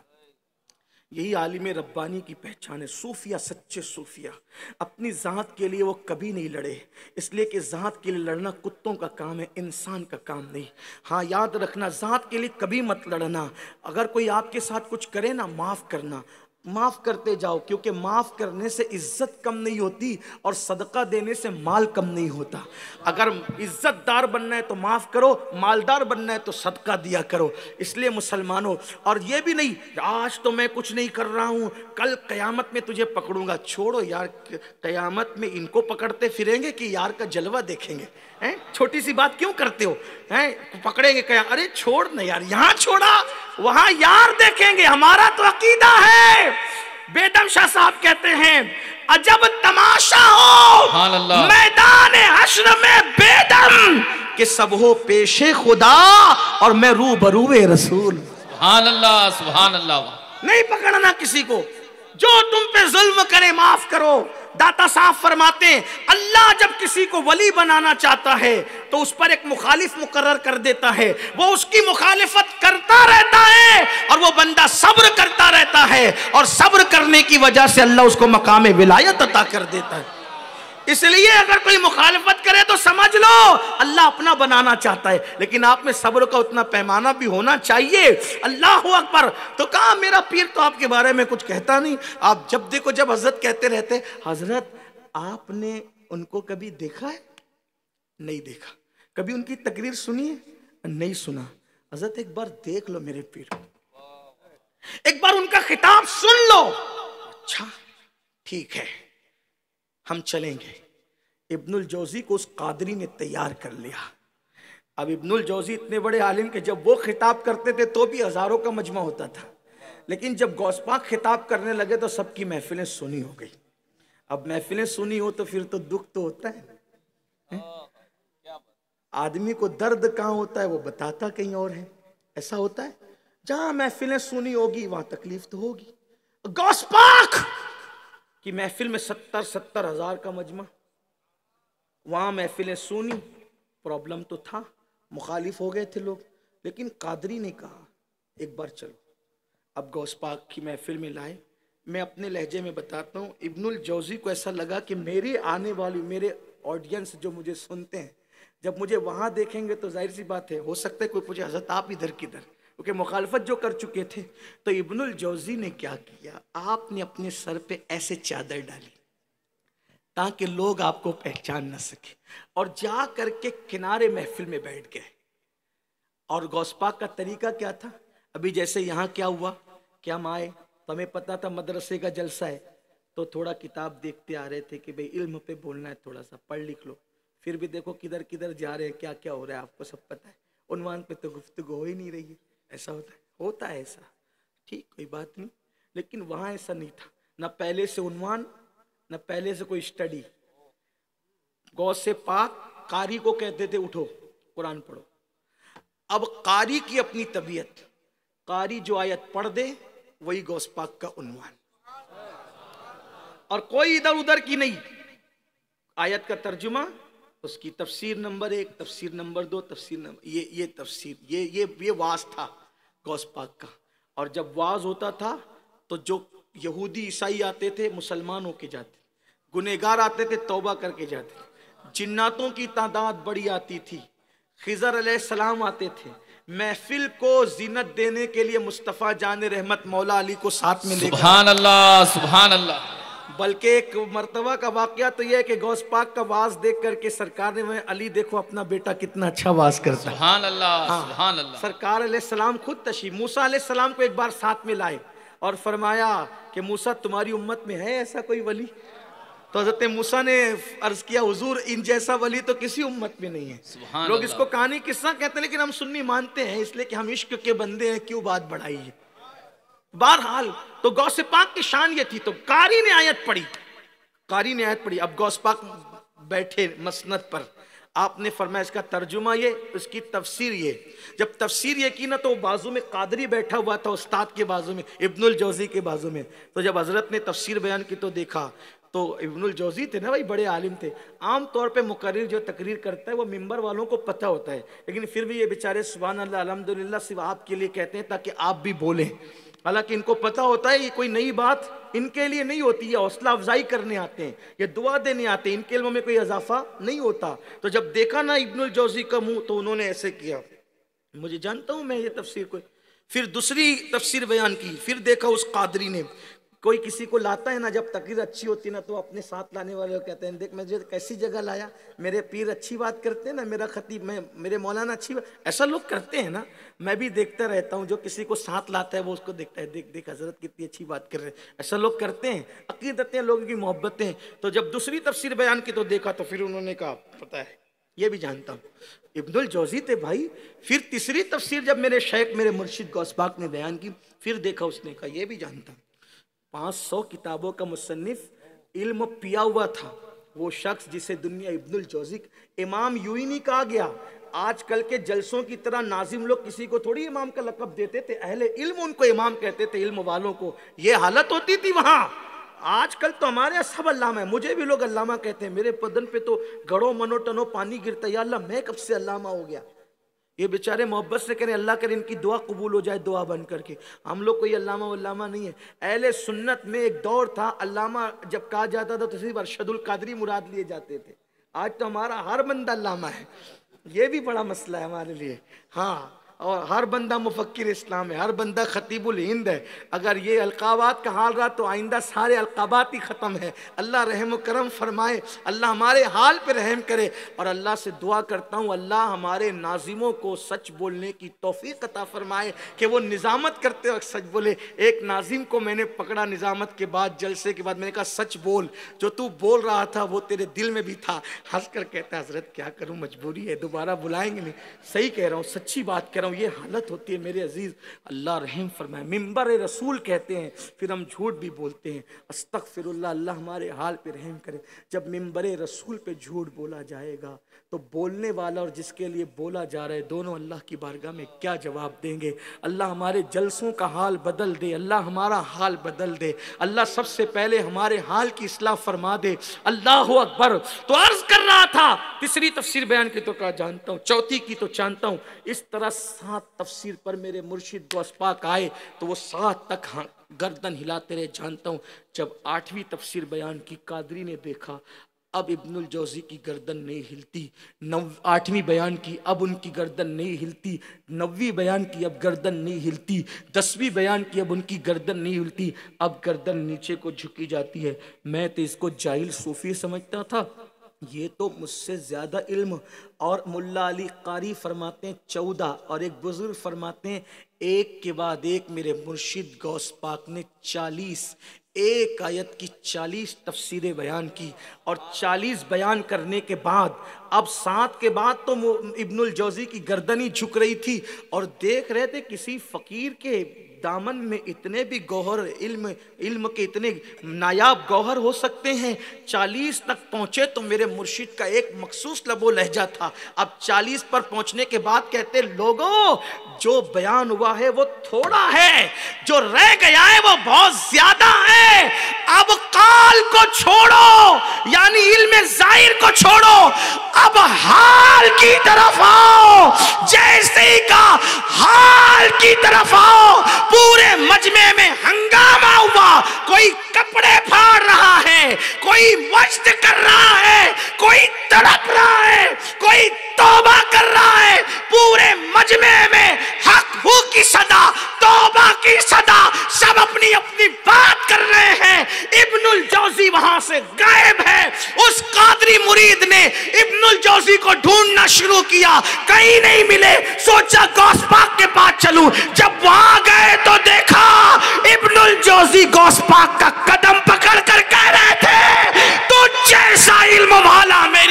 निगाहों ने देखा ही नहीं। नारे तकबीर, नारे रिसालत, उलमाए अहले सुन्नत, नारे तकबीर, नारे रिसालत। ये इल्म था अपने बुजुर्गों के पास, या रसूल। ये इल्म था अपने बुजुर्गों के पास, इल्म का ये मेयार था अपने बुजुर्गों के पास, ये इल्म था, ऐसा इल्म था। और उसके बाद इब्नुल जौजी जो पलटे हैं तो फिर तसव्वुफ पर खुद ही किताबें लिखी है, तसव्वुफ पर फिर खुद ही तसव्वुफ के रंग में रंगे इमाम इब्नुल जौजी। बाद में जो तसव्वुफ पर निकात उन्होंने बयान किए फिर वो उन्हीं का हिस्सा है। तो बात दूर निकली, अर्ज ये कर रहा था कि तागुसुल उलमा सैयदुत ताइफा जुनैद बगदादी जब बड़ी शोहरत हुई, बड़ी इज्जत हुई, तो कुछ लोगों ने उनसे हसद किया। जब हसद किया ना तो सोचा इसको बदनाम कैसे करें। एक बहुत खूबसूरत औरत थी बगदाद में, बहुत खूबसूरत, हुस्न बड़ा था उसके पास। उसके शौहर को कहा कि तेरी बीवी बहुत खूबसूरत है और उसके हुस्न पर सब फरेबता है, एक काम कर दे, अगर जुनैद बगदादी को वो अपने दाम फरेब में ले ले, जो कहेगा वो देंगे। कुछ ऐसे बदमाश होते भी हैं। तो उसकी बीवी एक दिन आईने में देखकर मेकअप कर रही थी और कह रही थी कि मैं कितनी खूबसूरत हूँ, क्या कोई मेरे हुस्न पे फरेबता मुझे देख करके नहीं होगा? कौन ऐसा होगा जो नहीं होगा? तो उसके शौहर ने पत्ता फेंका, कहा जुनैद बगदादी वो ऐसा मर्द कलंदर है, मुतासिर नहीं होगा। कहा अगर आप इजाज़त दें तो मैं जाऊं? कहाँ जाओ, देखो। ये बन संवर कर चली और बन संवर कर चली तो जुनैद बगदादी से कहा आपसे अकेले में कुछ बात करनी। बोलो। नहीं, तन्हाई में कुछ पूछना है। आपने कहा ठीक है। आप खड़े हो गए, कमरे में गए। कमरे में गए तो उसने चेहरे से नकाब हटाया, देखो मैं कितनी खूबसूरत, कितनी हसीन हूं मैं। जुनैद बगदादी ने कहा अल्लाह से डर, चेहरे पे हिजाब डाल। शरीफ औरतों को जेब नहीं देता कि वो बेहिजाब किसी मर्द के सामने अपना चेहरा खोल दे, अच्छी बात नहीं है। तो उसने कहा जुनैद छोड़ो ना ये बात, कितने खूबसूरत हो तुम, मैं भी खूबसूरत हूं, क्या मेरे साथ बदकारी करोगे? डायरेक्ट बुराई की दावत, डायरेक्ट जिना की दावत। इतने बड़े आरिफ बिल्लाह को, अल्लाह के वली को याद रखना, ये हुस्न इतना खतरनाक है कि बड़े बड़े तकवा परहेजगार, तकवा और परहेजगारी वाले मुसल्ले और तस्बीह वालों को हिला कर रख देता है। इकबाल ने कहा था मताए दीनो दानिश लुट गई अल्लाह वालों की, मताए दीनो दानिश लुट गई अल्लाह वालों की, ये किस काफिर अदा का गमज़े खुरेज है साकी। हुस्न वालों ने जिसको डसा है पानी भी नहीं मांगा। इसीलिए सुलेमान अलैहिस्सलाम अपने बेटों को कहा करते थे मेरे बेटो अगर किसी नागन के पीछे जाना पड़े तो नागिन के पीछे चले जाना, लेकिन किसी हुस्न के पीछे कभी मत जाना, क्योंकि नाग डस ले तो जान जाने का खतरा है, किसी का हुस्न डसे तो ईमान जाने का खतरा है, इसलिए किसी हुस्न के पीछे कभी मत जाना। जुनैद बगदादी को उसने कहा जुनैद मेरे साथ बदकारी करोगे? कितनी खूबसूरत। मैं कहा बेटी नकाब डाल अपने चेहरे पे, ऐसा न कर। उसने कहा जुनैद छोड़ो ये बात, मेरे साथ बदी करो। आपने फरमाया जा, अगर आप मेरे साथ बदी नहीं करोगे ना तो इल्जाम लगा दूंगी, चिल्लाऊंगी, बदनाम हो जाओगे। कहा रुक, अब इज्जत भी बचानी, रुक, मेरे 3 सवालों का जवाब दे, फिर मैं सोचूंगा तुझे क्या जवाब देना है।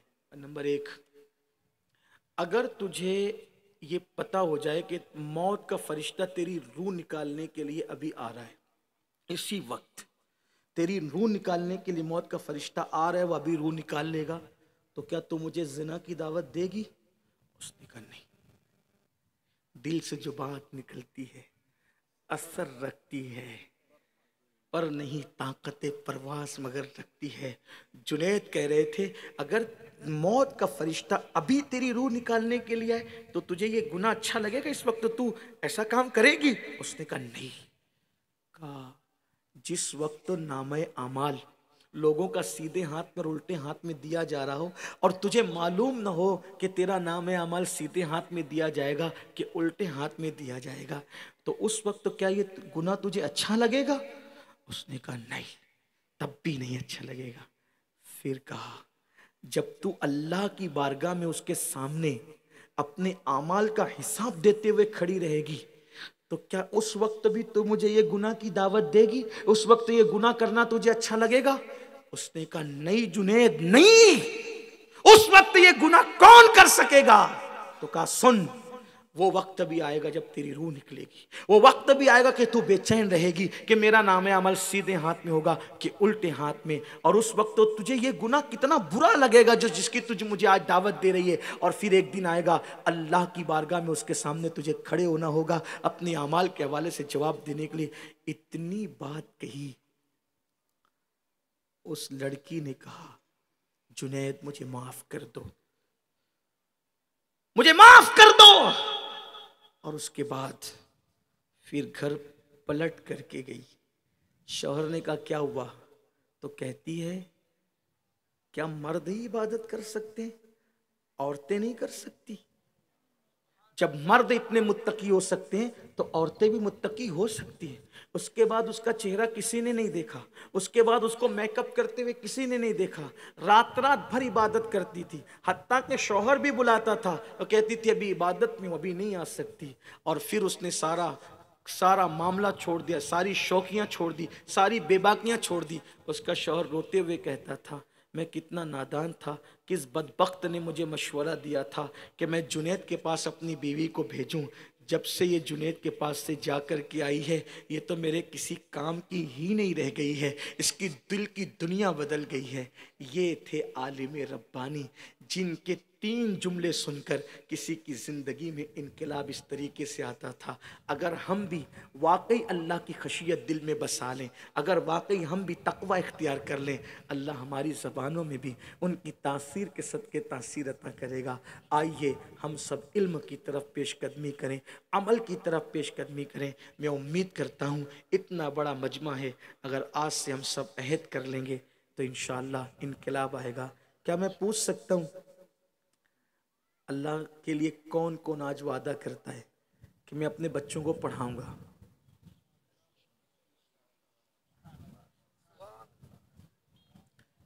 मैं कोई चंदा नहीं मांग रहा हूँ, आप धीरे धीरे हाथ उठा रहे हैं, लेकिन आपसे मैं देखना चाहता हूँ कौन पढ़ाना चाहते हैं अपने बच्चों को। हाँ धीरे धीरे सुनिए, थोड़ा धीरे धीरे उठता है मुझे पता है। हाँ उठा के रखिए, अल्लाह गवाह हो, उसके फरिश्ते गवाह हो।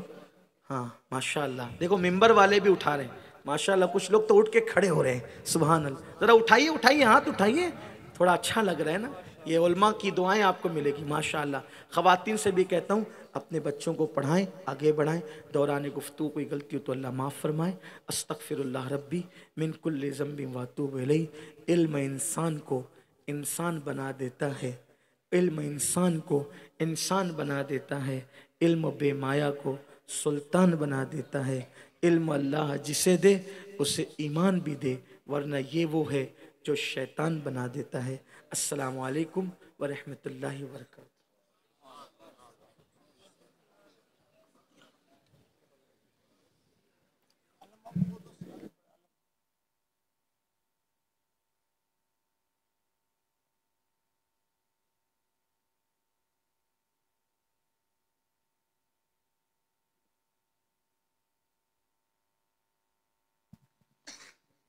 या नबी सलाम अलैका, या रसूल सलाम अलैका, या हबीब सलाम अलैका, सलवातुल्लाह अलैका। आपका तशरीफ लाना वक्त भी कितना सुहाना, जगमगा उठा समाना, हूरे गाती थी तराना, या नबी सलाम अलैका, या रसूल सलाम अलैका, या हबीब सलाम अलैका, सलाम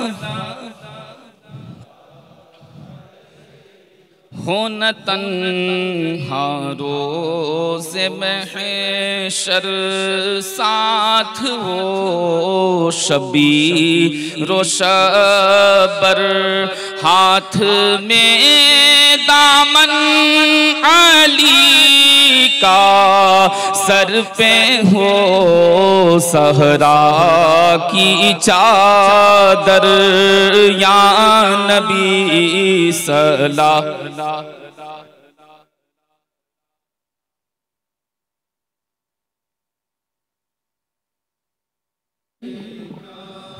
या हबीब सलाम अलैका, सलावतुल्लाह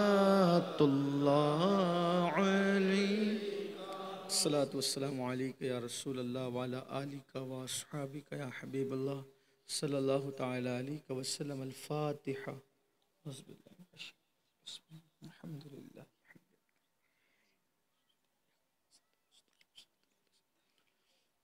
अल्हम्दुलिल्लाहि हम्दन कसीरन कसीरा, सुब्हानल्लाहि बुकरतन व असीला, अल्हम्दुलिल्लाहि क़ब्ला कुल्लि शै, अल्हम्दुलिल्लाहि बअदा कुल्लि शै, अल्हम्दुलिल्लाहि कमा हमिदहुल अंबिया वल मुरसलून। अल्लाहुम्मा सल्लि व सल्लिम व बारिक अला सय्यदिना व मौलाना मुहम्मदिन मादिनिल जूदि वल करम व आलिहि व सहबिहि व बारक व सल्लम। सलातुन व सलामुन अलैका या रसूल अल्लाह। अल्लाहुम्मा रब्बना आतिना फिद दुनिया हसना व फिल आखिरति हसना व क़िना अज़ाबन नार। अल्लाहुम्मा इन्ना नस्अलुकल अफ़्व वल आफ़िया वल मुआफ़ातद दाइमा फिद दीनी वद दुनिया वल आखिरह। अल्लाहुम्मा इन्ना नस्अलुकल हुदा वत्तुक़ा वल अफ़ाफ़ वल ग़िना। इलाही बिहुर्मतिल हसन व अख़ी व उम्मिही व अबी व जद्दिही सल्लल्लाहु अलैहि व आलिहि वसल्लम व बनी, नज्जी मिन कुल्लि ग़म्मिल लज़ी अना फ़ीह, या हय्य या क़य्यूम या ज़ल जलालि वल इकराम। अस्अलुका अन तुहया क़ल्बी बिनूरि मारिफ़तिका या अल्लाह या अल्लाह, या अरहमर राहिमीन, या अरहमर राहिमीन, या अरहमर राहिमीन। मौला हमारी इस महफ़िल को कबूल फरमा ले, हम सब की बेहिसाब मग़फ़िरत फरमा दे, हमारे वालिदैन की मग़फ़िरत फरमा दे। या अल्लाह वास्ता तेरे महबूब का सब की तमाम जायज़ तमन्नाएँ मुरादें पूरी फरमा। या अल्लाह हमारे जो बच्चे पढ़ लिख रहे हैं मौला उन्हें खूब तरक्की अता फरमा, खूब कामयाबी और कामरानी अता फरमा। या अल्लाह हमारे बच्चों को मज़ीद सलाहियतें अता फरमा। या अल्लाह उनके लिए रुकावटें जो हैं उन रुकावटों को दूर फरमा दे। या अल्लाह जो लोग नापाक मंसूबे इस्लाम और मुस्लिमीन के ख़िलाफ़ बनाए हुए या बना रहे मौला उसे खाक में मिला दे। इस्लाम और मुस्लिमीन को पूरी दुनिया में उरूज अता फरमा, तरक्की अता फरमा। या अल्लाह जो गरीबों के बच्चे पढ़ने से मौला परेशान है मौला उनके पढ़ने के लिए लिखने के लिए तरक्की के लिए गैब से असबाब पैदा फरमा दे। या अल्लाह अहले सुन्नत के जितने इदारे पूरी दुनिया में चलते हैं मौला सबको खूब उरूज और तरक्की अता फरमा। बिलखुसूस हमारे दारुल यतीमिया को परवरदिगार दिन 11वीं रात 12वीं तरक्की अता फरमा। हाँ, हमारे जो नाज़िम आला सदर मदरस जितने उलमा मुदर्रिसीन हैं, जितने माविनीन हैं, जितने तलबा तालिबात हैं, अल्लाह सबको सेहत सलामती दराज़ी उम्र बिलखैर दे। या अल्लाह इन सब के हौसलों को मज़ीद पुख्तगी अता फरमा। या अल्लाह इन्हें हवादिस रोज़गार से महफूज फरमा। मेरे अल्लाह जो उलमा मशाइख सादात यहाँ मौजूद हैं, हमारे अवाम भाई हमारी बहनें हाजिर अल्लाह सब के उठे हुए हाथों की लाज रख ले मौला। जिसके दिल में जितनी मुरादें तमन्नाएँ आरज़ुएँ अल्लाह सब की आरज़ुएँ पूरी कर दे, सबकी तमन्नाएँ पूरी कर दे। या अल्लाह सबको मांगने से सिवा अता फरमा दे मौला। जो मांगे वो भी अता फरमा, जो न मांग सके मौला वो भी तेरी शान के लायक अता फरमा। इलाही बहक़ के बनी फ़ातिमा कि बर कौले मा कुनम खातिमा अगर दावतम रत कुनी वर कबूल मनो दस्त दामान आले रसूल इन्नल्लाह व मलाइकतहु युसल्लूना अलन नबी या अय्युहल्लज़ीना आमनू सल्लु अलैहि वसल्लिमू तस्लीमा अल्लाहुम्मा सल्लि अला सय्यदिना व मौलाना मुहम्मदिन मादिनिल जूदि वल करम व आलिहि व अस्हाबिहि व बारिक वसल्लिम सलातन व सलामन अलैका या जद्दल हसन वल हुसैन इलाही खैर गर्दानी बहक के शाह जिलानी व उफव्विदु अमरी इलल्लाह इन्नल्लाह बसीरुम बिल इबाद बरहमतिका या अरहमर राहिमीन बहक ला इलाहा इल्लल्लाह ला इलाहा इल्लल्लाह ला इलाहा इल्लल्लाह मुहम्मदुर रसूलुल्लाह सल्लल्लाहु हज़रत एक मिनट हज़रात एक ऐलान समात फरमाएं। परसों पीर के रोज़ 9 बजे दारुल गौसे समदानी में पूरे 50 से ज़्यादा गांव के तमाम अइम्मा उलमा और मस्जिद के आगेबान हज़रात की मीटिंग